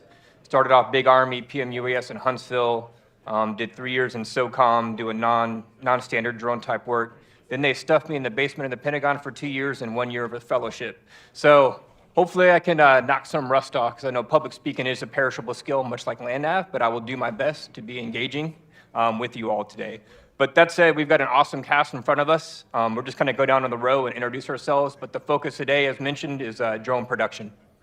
Thanks, Will. Dave Michelson, I'm the portfolio director for the autonomy team at Defense Innovation Unit. Been here about 3 years, and our portfolio includes Blue UAS, which I'm sure we'll talk on a little bit today. Hi, Ben Jensen. I've been a soldier for 22 years and an academic for 16, and I study weird stuff in war. So excited to talk to you about that, mostly in relation to some current work I'm doing with DARPA on how you actually scale production of a wide range of things. Fasil, Carol, VP of Manufacturing, Mack Industries. Basically, I'm from automotive industry, 13 years of automotive industry and consumer electronics, new to defense, so if I don't know the lingos, please be patient with me. We got you. Going to shift fire to our first production question. So I'll charge my panel. How do you manage two mutually exclusive concepts in the supply chain, made in America and reduced cost? I guess. Sure, I can start if you guys want. Sure. Go ahead. Let's go down the line. Yeah, sounds good. In terms of, it's a tough balance, made in America and also reducing cost. The way we are approaching it at Mack is by vertically integrating, right? How we solve that is large, it's a play of volume, right? How the government agencies, Army can help is with large orders that allows us to really introduce a lot of high automation lines to reduce costs, as well as be competitive in the global market. Some of the approaches we are taking, the reason we are going with vertical integration is purely one, during conflicts, we want to make sure our supply chain is extremely stable. and also control, when we say our vehicle can do 150 miles, we want to make sure those products meet the quality on critical missions. But yeah, the biggest thing is volume. That allows us to really introduce high automation, and learn from the auto industry implementing high automation lines in order to reduce cost, and also be able to introduce flexible in terms of volume and in terms of introducing new technologies. So I don't think you do. I think the only reason why you have to go vertical integration is because we don't talk enough about how crappy the margins are in the defense space. So if you look at like data from Stern School of Business, they'll publish every year, these are the gross and these are the net margins by industry. Defense ends up being about 4% net margin. Now, when I say that, I want you to think about for a second that the current yield on Treasury, so a safe haven asset, for a 3 to 6 month is 5%. So if I'm a banker and I want to bankroll a business, it's actually safer for me to just buy US Treasury bonds right now than it is to throw money into some defense plays. And so I know everyone here is a patriot. I know we love to say, but it's important, this is a bet, this is a business, but the economics of it are screwed since interest rates have shot up. And I think we're sitting on the precipice of a pretty big wiping out of a lot of the smaller space. And why that's going to be hugely problematic is small to medium-sized businesses in America make up about 99% of the businesses and produce about half of the economic output per year, but over 60% of the workforce growth. So vertical integration will work for some because they have to, because the margins suck. But at the same time, your ability to tap into the workforce and dynamically grow means you're going to have to probably deal with a more diverse network of suppliers, some smaller businesses, and you're going to have to find ways to encourage, either through tax credits or others, ways to automate and streamline that process. And then frankly, we shouldn't be thinking about this domestically. I mean, our colleague from the UK brought it up. Pillar 2 of AUKUS is pretty clear, right? We're supposed to actually be finding ways of building these across our partners and allies. And that, in theory, could reduce costs, although we have to look at the shipping carefully. So I think if you were looking at this as a pure made-in-America play, the economics of the American defense industrial base are not your friend right now. And we will end up doing $1 billion worth of lethal munition innovation, $1 million SIPRS contracts at a time, and be woefully behind. Give me a lot of energy, Ben. Make me feel really optimistic about the future. But I told him I I was going to be a wet blanket. I did warn. So, Will, I think you asked the question too. There's one key thing I think Facile said that we can really highlight is volume and what that actually means, and what I've seen from some of my experiences at DIU and working with the DoD of what some thoughts of volume are. That's not thousands. You're probably talking hundreds of thousands in larger quantities when you actually talk volume to get those cost savings. And I know we're going to get into some other topics on that later. The Made in America piece, I think, Ben, you hit on it. The United States law does not prohibit using does not prohibit allies and partners from providing components to the supply chain. The NDAA in 2020 and then revised in 2023 are very specific about the components that cannot come from covered countries, and it provides further definition of that when you go through. There's a little bit of wiggle room for interpretation, but that's all been settled through the department, and there's a lot of good things happening there. And I think that we do need to go to allies and partners as well, and I see some of those companies represented in the room right now that are actually providing some of those components that are cleared, that are legally allowed to be used in Department of Defense drones today that we've done work on through Blue UAS. Another thought on that too, Ben, as you're talking, and Facile, again, volume being the key word, is in an industry where we have a lot of small, medium-sized businesses producing UAS, that volume imperative is tough when you're going to your prime suppliers. Like if you're going to go to an NVIDIA and you're asking for 500 to 1,000, that's not even like on their radar at all, and you're not going to be able to jump the line over anybody for most businesses. That's going to be really, really hard. And if you're trying to diversify your supply chain, if you're really decoupling from China, which I think is like the elephant in the room when you talk small UAS, it takes a lot of capital and it's very resource intensive to go find those suppliers, especially when you talk about things that are less exciting, batteries and motors as examples, to really boost your supply chain and cut some costs. You have to invest a lot. Not every small business has the capability to go to other countries outside of China to find those actual cost savings and to get something that meets the performance standards that they need as well. So volume really talks about large numbers. And a way to do that, another industry that's kind of gotten around that is like the pharmaceutical industry, where those base chemicals that are used for a lot of pharmaceuticals are bought by industry organizations and then resold to the smaller suppliers so that they get that volume saving when they're representing thousands of small companies, and then they can sell at cost to their member companies. That's something that maybe the small drone industry could benefit from, or small robotics industry really in the US, again, to help those small and medium businesses as opposed to sending in orders of 100, 200 of a component at a time. And again, you're kind of at the mercy. When the supply chain was really crunched a few years ago, we were talking to drone manufacturers, and it's just like, we will get an unknown number of things that will show up at an unknown date, and we have no idea when I can actually ship an end item because I'm just waiting for this one component to arrive. Sounds like DTS. A little bit. No, we appreciate the insights. Having lived through the NDA language, the DJI bands, and trying to get everything right, I think it's small chunks and bites that we got to take as a government. But the micro ecosystem that's blossomed up on their DIU's Blue SUAS program, I think is a good example. And we'll always look for ways to leverage that going forward. So going back to my operational roots, before I joined Acquisition Corps, I've been in 19 years. I was in the infantry for 11 years with 3 tours, and I remember using the analog Raven, the RQ-11 Alpha model. My first deployment in the surge, and I can admit drones have come a long way. My next question is going to kind of touch on 2 things: production, but also arming it with ammunition. But that said, I'm really interested to know, are you exploiting any lean manufacturing, additive manufacturing, or other options to build drones at lower cost and more rapidly? And can this also include warheads and energetics? Yeah, I can start. Yeah, we are extremely aggressively using additive manufacturing during our prototype stage. Because it allows us to iterate extremely fast, test today, redesign, and actually go out to test tomorrow. So we are extremely aggressively using additive manufacturing. For example, I think we have more than 100 3D printers for that purposes. Now, for mass production, we are considering and evaluating 3D printers, but one of the things we are looking at is the scale. What Mark is looking at, 3D will not be able to keep up. So we are looking at industries such as automotive to introduce stamp metals. Now, stamp metals, it gives us a high volume, the scale we are looking at.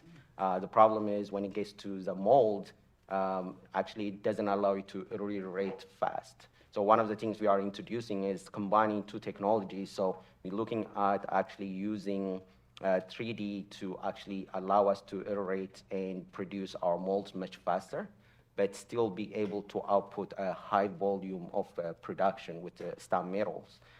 We are also looking at other industries such as consumer electronics, medical industries to really look at their technologies, how we can combine to really gives us a flexibility, but still be able to scale up to meet the customer demand in terms of volume. So one of the things we are doing at Mach is not we want to just design a great product, but when we say, hey, we have a great product, it's also we have the capability to produce at scale at the same time. So we are 3D manufacturing and scale manufacturing as part of the product, as part of the customer requirements. Yeah, so in terms of our product, that's how we are approaching it. In terms of manufacturing, those are the strategies we are taking, combining different technologies to really to be able to produce, iterate our prototype and really scale and still be flexible on mass production to meet customer demand. So I'll speak to this. I mean, I'm a defense intellectual, which means I'm basically a parasite. These men build things, I talk about them. But in talking to a lot of different industries, you hear some very interesting recurrent stories, and we need to look in the mirror in the US government to answer this question. Number one, for his business, and I'm speaking generally for him, I'm not trying to represent him, they have to make capital investment decisions in terms of what type of CNC machines or additive manufacturing, how many trained workforce, how much square footage. The US government is the worst possible customer to make those decisions. Our CR process, which is no one in this folks room, means that you don't know when the money's coming, right? I feel like I'm dealing with like trying to buy something from a redneck I grew up with. Like I might get paid in 2 months and I'll give it to you then.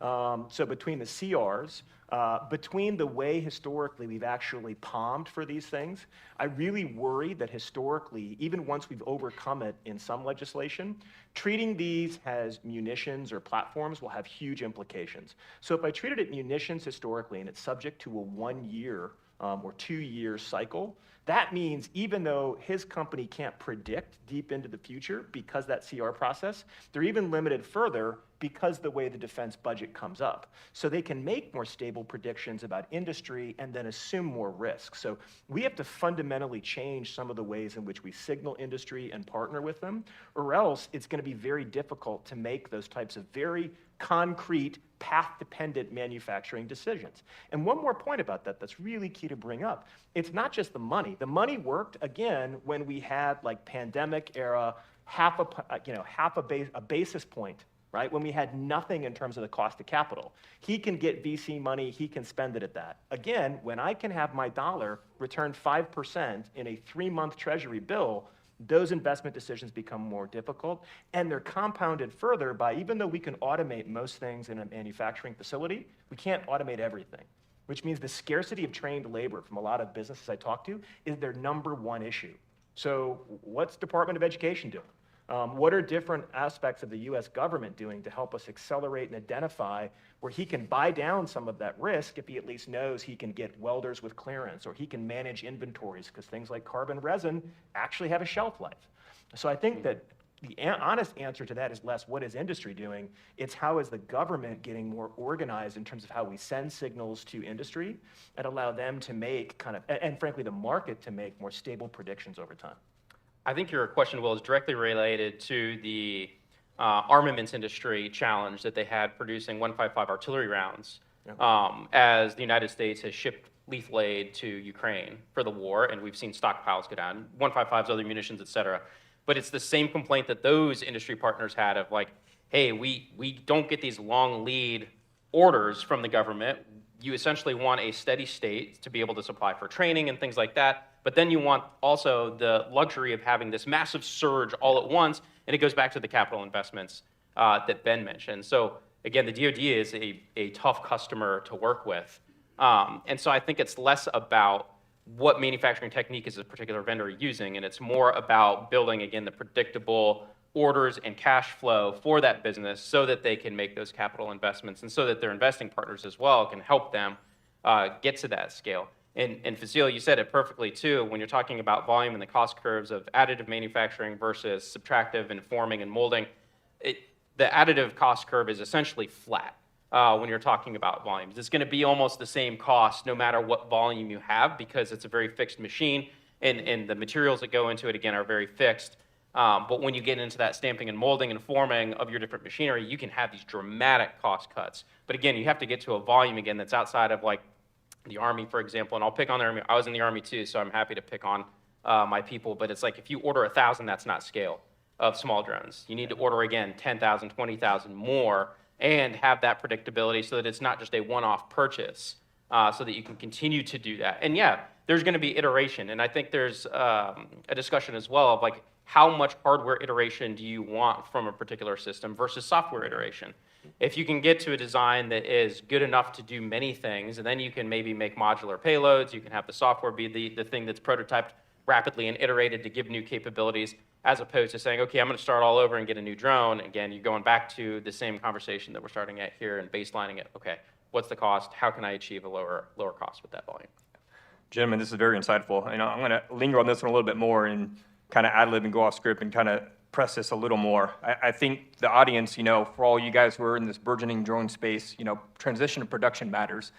You can win contracts and do research and development, but you really want to see that pathway, that on-ramp to get to production.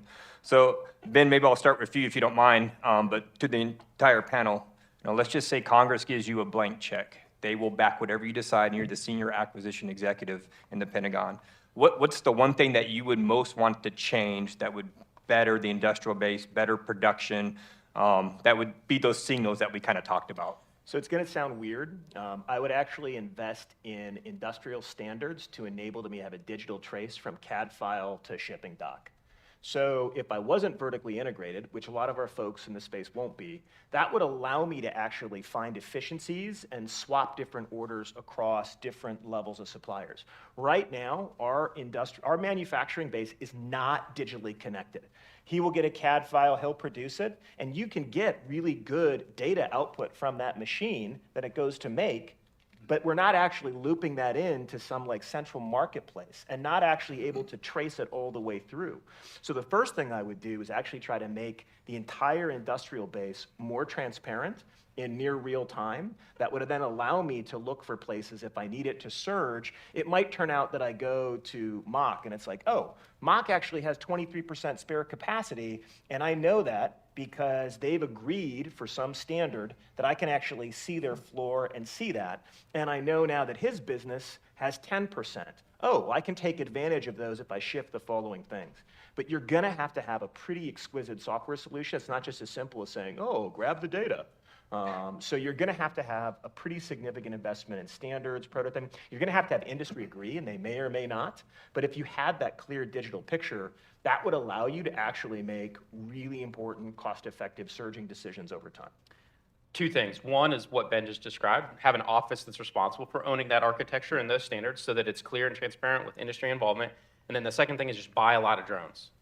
Don't invest in a particular technique or a particular component, just buy a lot of drones. And then companies like Mach and the way Facile just described it, like they will figure out how to make those things at volume, and they will come back to you. They're incentivized to do it as well, to come back with those cost savings.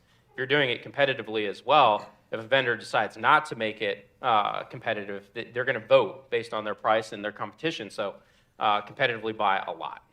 Yeah, and just to add to that, I think if I have a blank check, honestly, it's volume, right? Really enabling, there is amazing technology, amazing companies out there who are really innovating different things, but when you don't have, when you are not guaranteed the volume, it's very hard to innovate. It's very hard to actually, not your product, not to cost millions of dollars, right?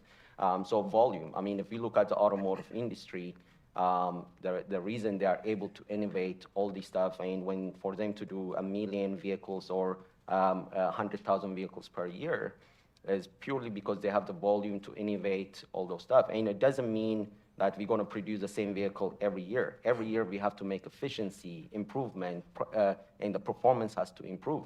I think honestly is enabling the people to really innovate and to produce it at large scale. Because we, in my opinion, we truly, truly need it. Gentlemen, one other thing I want to add there. So most of my day job is I teach war planning, so the School of Advanced Warfighting. And if you actually look at most of our major numbered plans, they don't include an annex on industrial mobilization. That didn't used to be the case. If you were to go back into the late 40s and 50s, there were very well-developed mobilization plans that were attached to some of the first major global war series. But most modern war planning really looks at it as a series of kind of aligning a good enough threat, get the tip fid laydown, flow the forces it in, where America will figure it out with a good amount of violence. But I think that's going to have to change given some of the things we're talking about. And that's actually not expensive. That's just trying to make sure that people understand that, hey, if you think you're going to war with Russia or China, the war is going to last years, and beyond that initial tip-fid flow, you need to be already laying down the plans for building your second and third army, which would then mean reaching out to DIU and to other folks, and actually make a whole new type of war plan that allows you to make those small bets as you're going into uncertain futures. Yeah, having done 37 presidential drawdowns in the Pentagon, I was humbled, shocked, and awed at the same time with just what is the Army Organic Industrial Base. Definitely something we've got to get right. Something that's near and dear to my heart is, I have to give capability to soldiers. We design, develop, but deliver, right? The 3 Ds. Deliver is the most important thing I can do for the country because it's given our sons and daughters capability that's meaningful, right?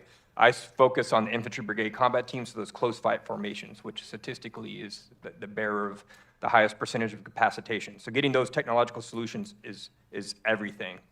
But I don't want to stop there. So I guess my question has to do is, once you achieve production, what is a vendor's roadmap or pre-planned product improvement?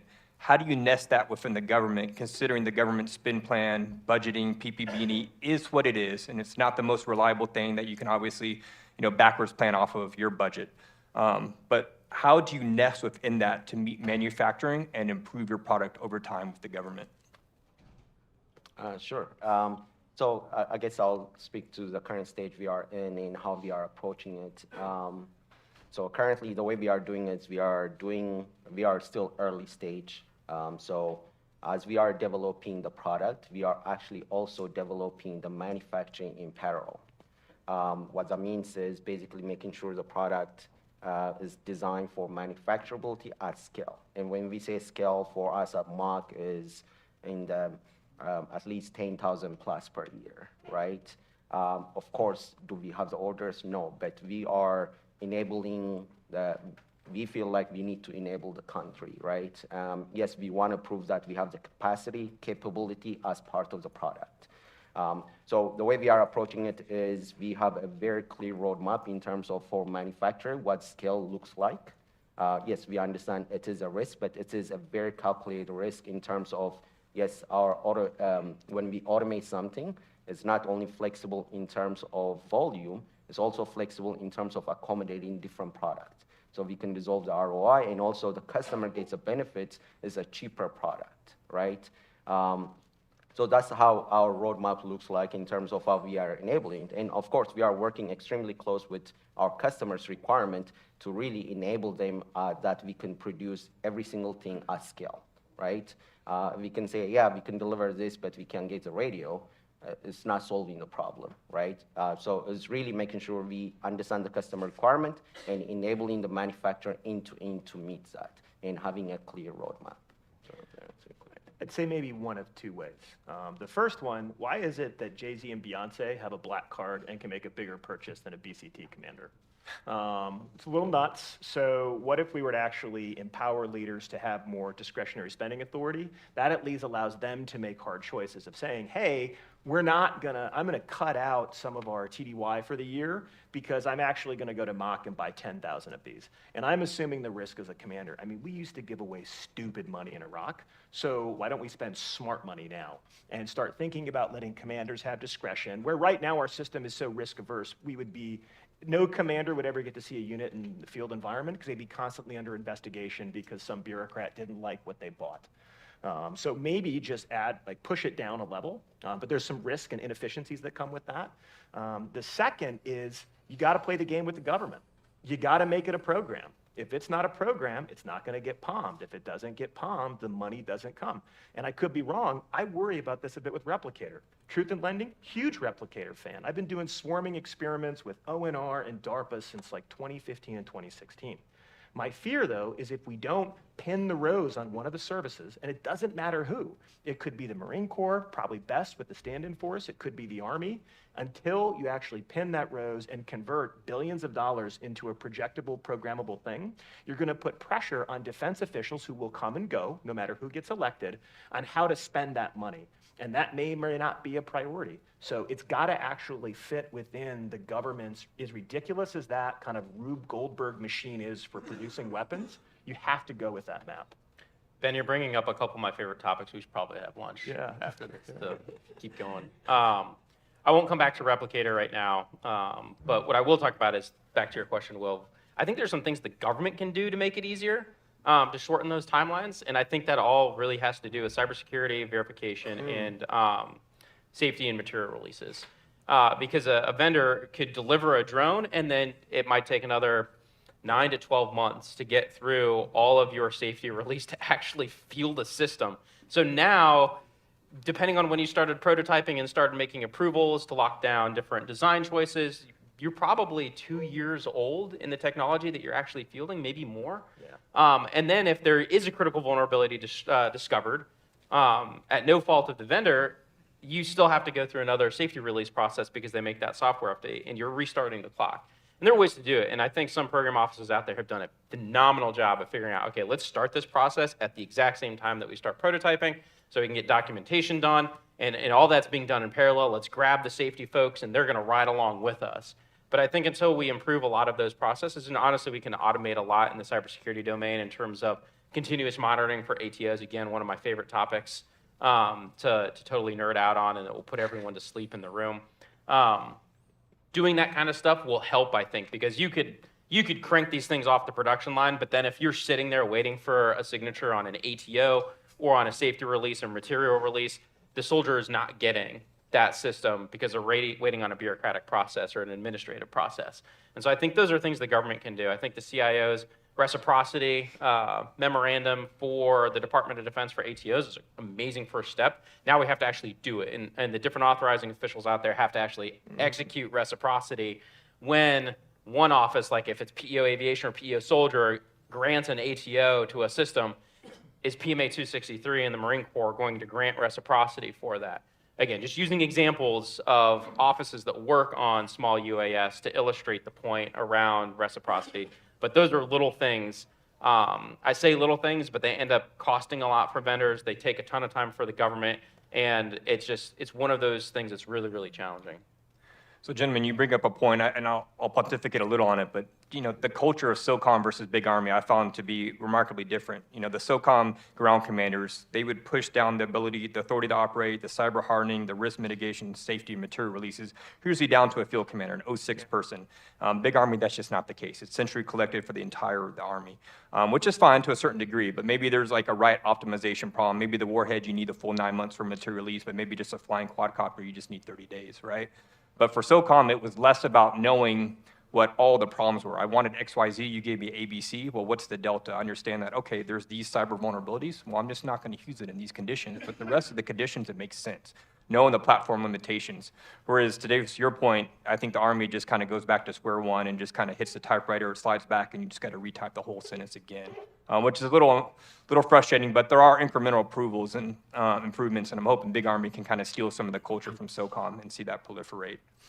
But to that end, I think something that matters a lot to the government, your long lead component items, difficult items that are hard to obtain. And I'm not just talking about like at the top of a system engineering tree. Let's go all the way down. Maybe raw earth, rare elements is a hard thing to obtain, but maybe it's like somewhere in between. I guess, what's the pacing items? What's the things that you found difficult to obtain that are your long lead items, the stuff that's going to drive a government scheduler crazy? I guess I'll start. For us, currently the biggest long lead item, of course we are in prototype phase, so we don't have the purchasing power, is micro jet engines in radios. Not only it is hard to source those components, but also finding jet engines that actually meet our specification, right? Which some of the reason why we are doing vertical integration. When we deliver to the Army and we are saying this thing does 150 miles plus, it has to, right? So making sure most of the suppliers are not able to meet our stringent quality requirements. So those are some of the components we are heavily investing in and trying to vertically integrate, at the same time trying to find vendors that are capable of meeting the mission specification. But at the same time, we are working with AL and everyone to understand what our other vendors they have, they are aware of that we can actually tap in.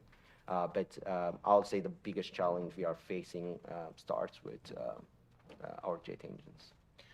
So when I talk to a lot of different, and these are mostly larger companies about this, but I don't think the problem is going to be that much different. A lot of times those are unpredictable in advance, which is why I go back to some type of digital prediction line. So I'll give you two small examples.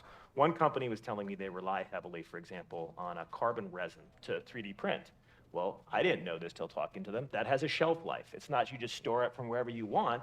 So Ben, if you have an unpredictable government client, you might think one electrical component is more important, but as that clock is ticking and now you've put tens of millions of dollars into carbon resin that's about to go bad, but you don't have the orders you were promised, it's an unpredictable kind of emergent in the supply process. Another even weirder one, a certain company that's making very large missiles that will be buried in the earth and carry magnificent American-made nuclear weapons to other countries should they threaten us, ran into massive roadblocks because it turns out we don't have a lot of folks who can get security clearances and lay miles and miles of concrete, right? Most of our trades are shrinking, And then two, when you want to work on sensitive stuff, there's not a long line of people signing up to all of a sudden get secret or TS clearances to weld. And even worse, not only that, they were putting steel pipes between them that are vacuum sealed so that you could, if anyone tampered with the communication, vacuum sealed, you know, right? Well, that means all of a sudden now they're competing with the fracking industry to find people, to find steel piping, and to find workers.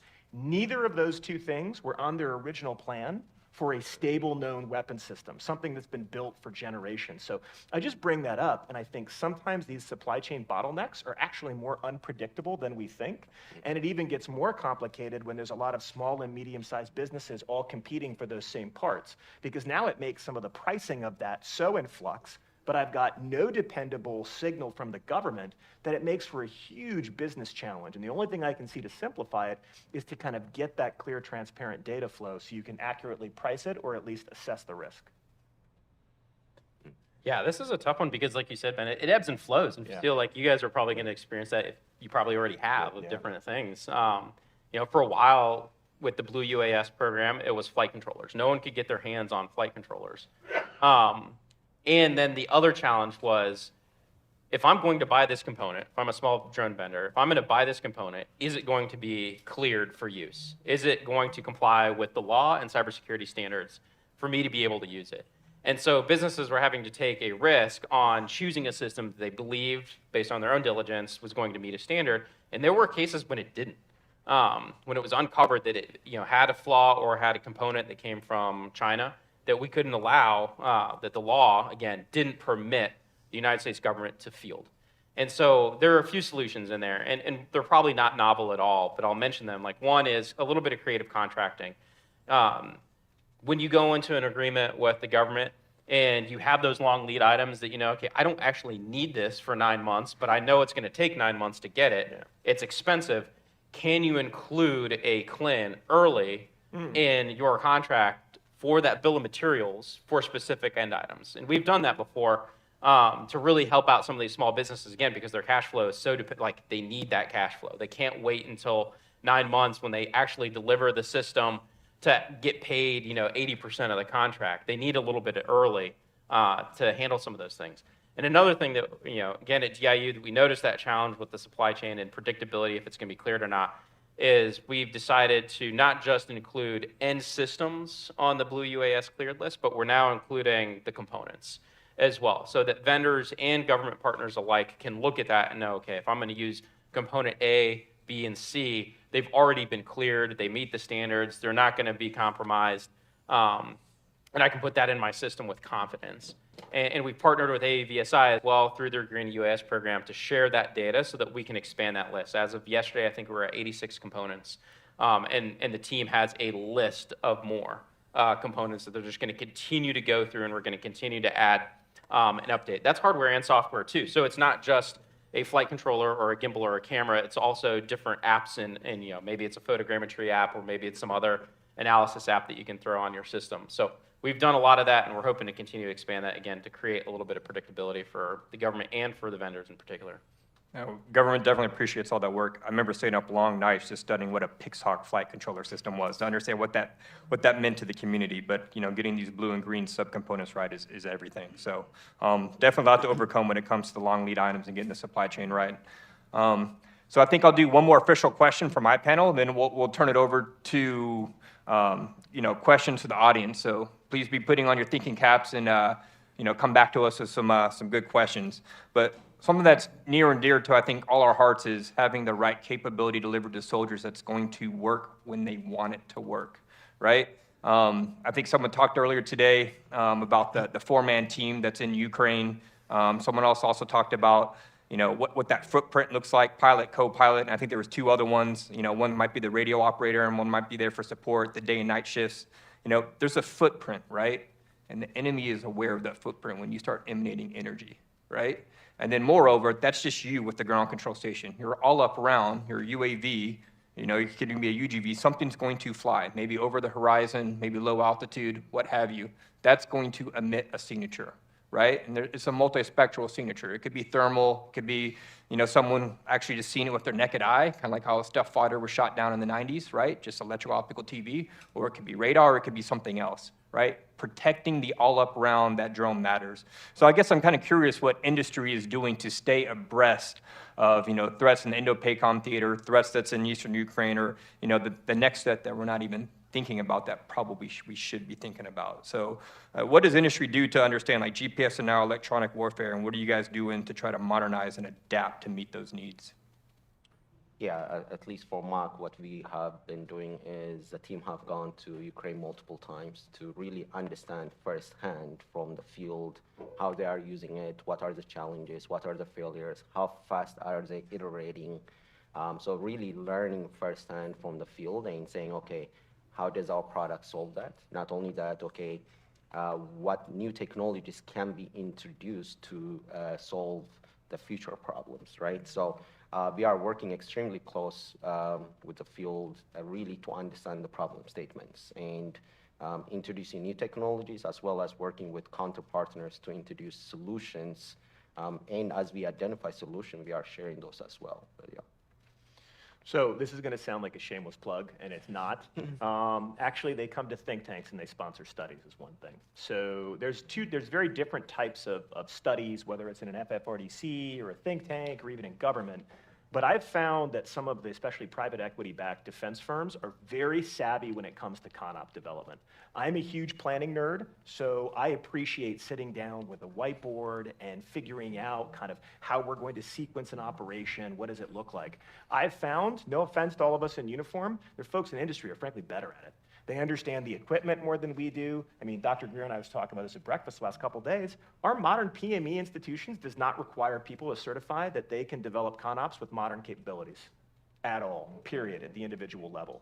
Yet, if you are at a major firm and you're usually coming from a military background, many of these folks speak the weaponeering, the ConOp, the entire process so seamlessly that they want to engage in private settings where they can get diverse folks, and it becomes just like an OPT. It's, hey, if I tell you I can do X, how could we use it? How is this threat? The other thing I would say, and we should be embarrassed about this, and this is more of a policy issue, it is much easier for him to go to Ukraine right now than it is for him. That's nuts. That's totally nuts. So industry is actually going forward much more than we're actually talking about, at least a lot of the larger firms, and actually getting firsthand exposure. I mean, one of the companies I was talking to, this isn't just Ukraine, they were in Japan doing kind of autonomous targeting solutions with the Japanese in an anti-landing campaign. Dreamy, right? But to now route the clearances and policies to send a team from the US to Japan, then to talk to Taiwan to do that, is horribly difficult. So I would not underestimate that there's that creativity as long as, and this is a pitch for all you small, medium-sized businesses, don't just hire veterans because they're good people. Make sure you're hiring folks who actually know tactics and actually are still relevant in terms of their operational experience so that you can have that type of fluid ConOp conversation, and then you start to see really good things. Because if you don't do that, what's going to happen, and this is my fear sometimes in places like this, everyone's going to produce one wonderful gadget. And that's an amazing gadget for one thing. But somebody else is supposed to produce the power, someone else is supposed to do the software, and vertical integration works because it doesn't necessarily fit together. And we have to think about the entire, all the warfighting functions that go into any one drone swarm or countering drone swarm, or we're gonna miss a lot of those pieces. And I've actually found industry to be very good. And the studies they always wanna talk about, I honestly feel like I should pay them in my CSIS hat, because I think sometimes I learn more from them than I have oftentimes even making classified plans in the Army. I'm going to share a lot of opinion on this topic in particular.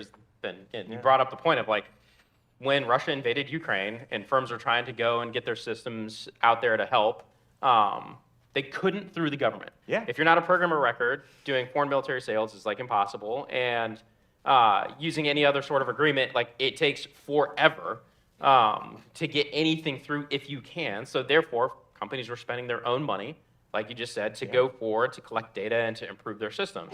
Even when they received negative feedback, they said, okay, well now that means I just need more data so that I can solve the problem. And they just continue to invest, and continue.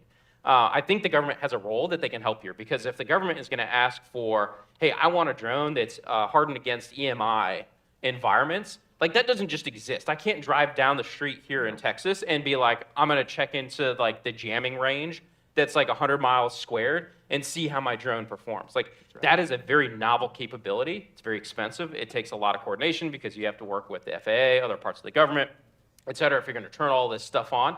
I've seen it done, but again, it's a Herculean effort, and it usually has very long lead times for most organizations. There are some out there that can do it in a super agile way, but that's incredibly rare, and people in this room don't have access to any of that. So the government should be able to find a way to create that test and evaluation environment that's more open to industry for these novel military-specific use cases and capabilities. Again, electronic warfare, I think, is the easiest example to look at.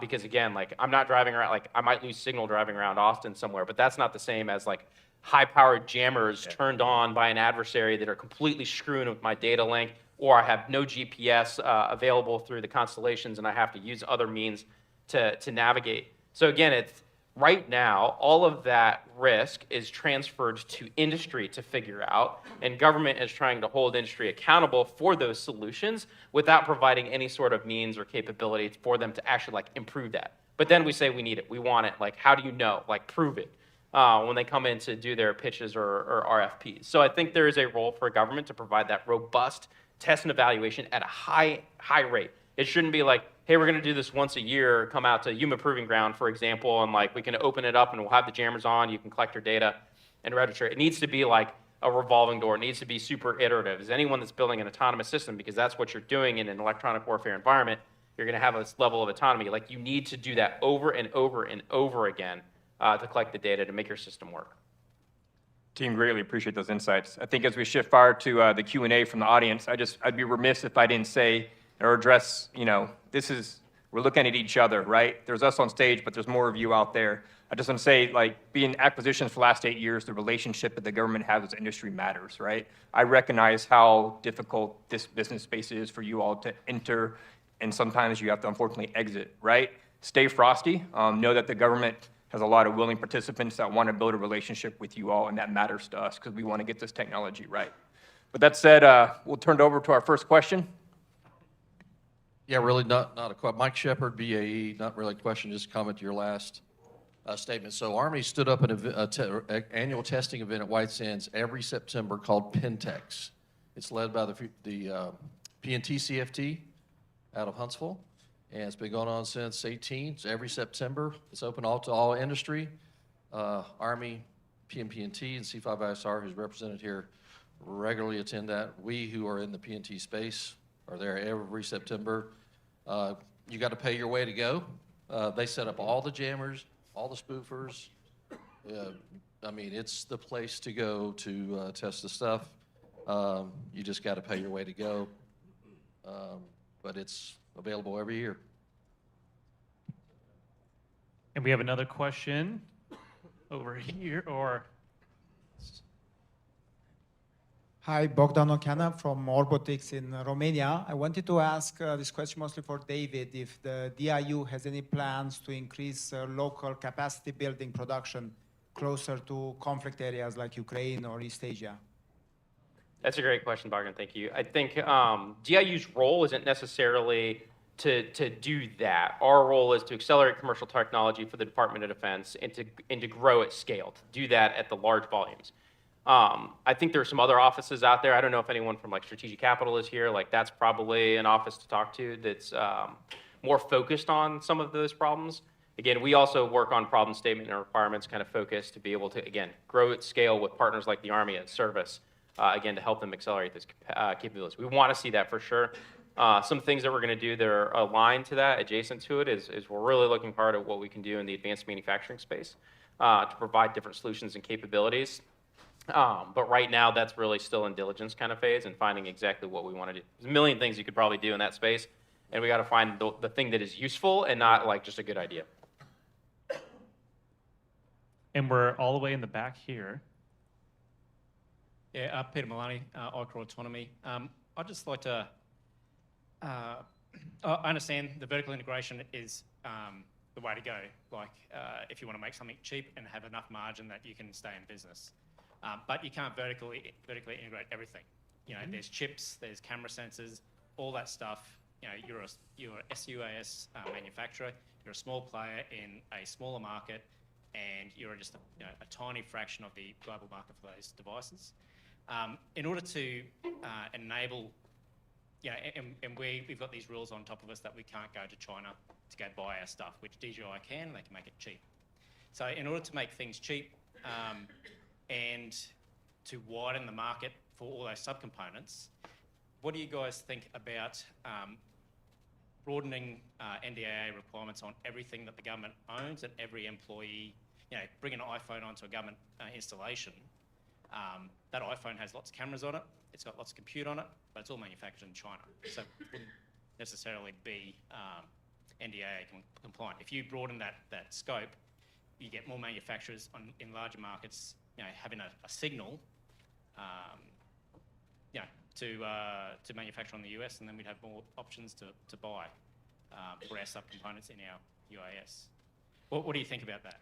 So I can understand, maybe I can read this back real quick. Are you suggesting broadening the NDAA to not just small drones, but to other modalities? Yeah, laptops, computers, other compute devices. I think one of the, first, that's a very political question, so I think that'd be great for members of Congress to ask them. And then I think my response to that would be to just take a look at what happened when those laws were enacted in 2020 for UAS in general. It was like a screeching halt for the industry for a time. As everyone tried to source that, a lot of vendors had to go and completely redesign some of their systems because they had to divorce entirely from their supply chain. And so I use that as an example of what would probably happen to the federal government if you enacted something at that kind of a level. Just again, using that as an example, like that put industry at a screeching halt. It also like severely delayed the delivery of any drone that was worth a shit, to be honest, to soldiers, sailors, airmen, and Marines. Again, using that as a small example of what would happen, I think, if you did something like that. So maybe, but I'd make one condition. First, the Chinese Communist Party is engaged in the most rampant, massive theft in modern history in terms of intellectual property, primarily from America, but also from other countries and partners as well. And at the same time, you can get a tax credit for all sorts of stupid stuff. You know what a small and medium business can't get a tax credit for? Actually upping your cybersecurity, helping you get better protections on your network to make it harder for those folks, and frankly, it's not just folks, it's automated at this point, to make it more difficult to get on your network. So even beyond what you can bring on and off an installation, my bigger concern would first be strengthening our ability to actually protect the IP that we're all, most of you in this room, I'm not doing it. I've got no inventions. I'd be like that dad in Gremlins with like the egg beater. So I need all of your stuff protected. And frankly, the government is woefully behind on that right now. I mean, I testified in Congress, and even one of the elected officials opened up between the break. He's like, yeah, I came from a law firm before I got elected. Yeah, we got ransomware attacked twice. And you're like, yes, so you have to do something to help, because those tight margins, to help the smaller businesses actually protect themselves from having their one golden goose egg stolen by a bunch of communist thugs. Over here to your right. Hey, Matt King, Second Order Effects. We 3D print some wacky drones. Question I have is about the base.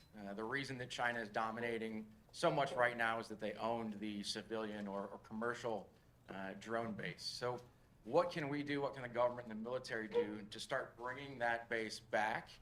And not just from manufacturing, but also the usage of these drones, so the people that are putting these things to use. Thanks. I've gotten this question a lot, and I always appreciate it, and I think it goes again back to volume. The United States, at least the government, is still not buying the volume that enables what you're talking about to really bring that, to displace the market capture that DJI has globally. Like, we just don't have the ability to displace that yet. And it goes again back to volume. If we're ordering in the thousands, 2,000, 3,000 drones from different vendors, that helps them as a business, but it doesn't move the needle for the industry when DJI is producing, 15 million drones a year? You just can't compare those two things at all. And obviously China has given significant advantages to DJI that's just not capitalist and doesn't fit in the American system. And so those things are really hard to defeat when, if they're going to undercut I'm sure everyone in the room knows the story of how DJI has undercut their competition over and over and over on like the eve of a product release, coming in and just like cutting them at the knees. Like that's hard, and that's something that the American way just doesn't support. But I think again, volume helps to bring a lot of those capabilities back to us. Over here. Hello, sir. Philip Wing from Network CFT. So I had a question. Are you planning to ramp up the production of parts to build, from Group 1 to Group 5 UAS instead of focus on single US platform in the future? I don't build anything, so maybe. Okay. Yeah, I think it's that's a good question. I think again it goes back to my comparison of like the pharmaceutical industry and buying base materials for their smaller member vendors. I think that something like that could exist again here. The government also just doesn't buy like components and then provide them as GFE, government furnished equipment. Like we just don't do that very often at all. And so that would be introducing a new paradigm, because like I have not met a program office yet that's like palmed and resourced and given a requirement to buy one component for a drone and to buy that at volume and then provide that to industry partners. I also think there's the philosophical question there of like how much should the government be dictating the components to a vendor? Because again, by the time the government buys those at volume, it's probably outdated and there's another better product on the market that vendors are going to want to go use. Or it's not going to match with an engineering approach, or it's not going to match with a requirement or capability that you want. And so I think there's some challenges in doing that. So again, I think it belongs with the OEMs to make those decisions. And again, the volume of the end order, like I'm saying, as an example, Mach, I want 1 million drones. Like that moves the needle and that builds up that base, I think. Agreed. Just to follow one of our friends with the program, try to buy the supply for like the propellers, stuff like that. Now they're not allowed to buy it because the component from China. So that's why I'm asking, like, the industry looking to buy parts to replace 10,000 of the thing that you're buying right now. And, that's the problem right now with what I hear. I think we got time for one more question, maybe, if there are any more. We're at that 12:30 mark. We're at So 12:30, okay. I think if there's other questions, there always are. You might be available just in the side corner there for additional questions. All right, so to wrap this up, I appreciate everyone's time. I'll charge you, the audience, sometimes the most important conversation you have is when you're waiting in line to get a hot dog at lunch. So come find us, come talk, or over that drink or whatever. But we appreciate well, we're in Austin, Texas. So tacos is probably, not hot dogs, but appreciate your time today. Thank you. Thank you to Colonel Taylor. Thank you very much. Hey, and that's it for down here, right? So I just want to say thank you, thank you, thank you. The next thing that's going to happen is the breakout sessions at 2 p.m. But from the director, the deputy director, and from everyone at Army Applications Laboratory, thanks for coming to this VERTEX. Don't forget to sign up for our opt-in mailing list. The cool thing about that is you'll see everybody else that opts in to that mailing list. And once again, located on the back of your card is a QR code to show you where to breakout sessions. So thank you for coming, and we'll see you next time.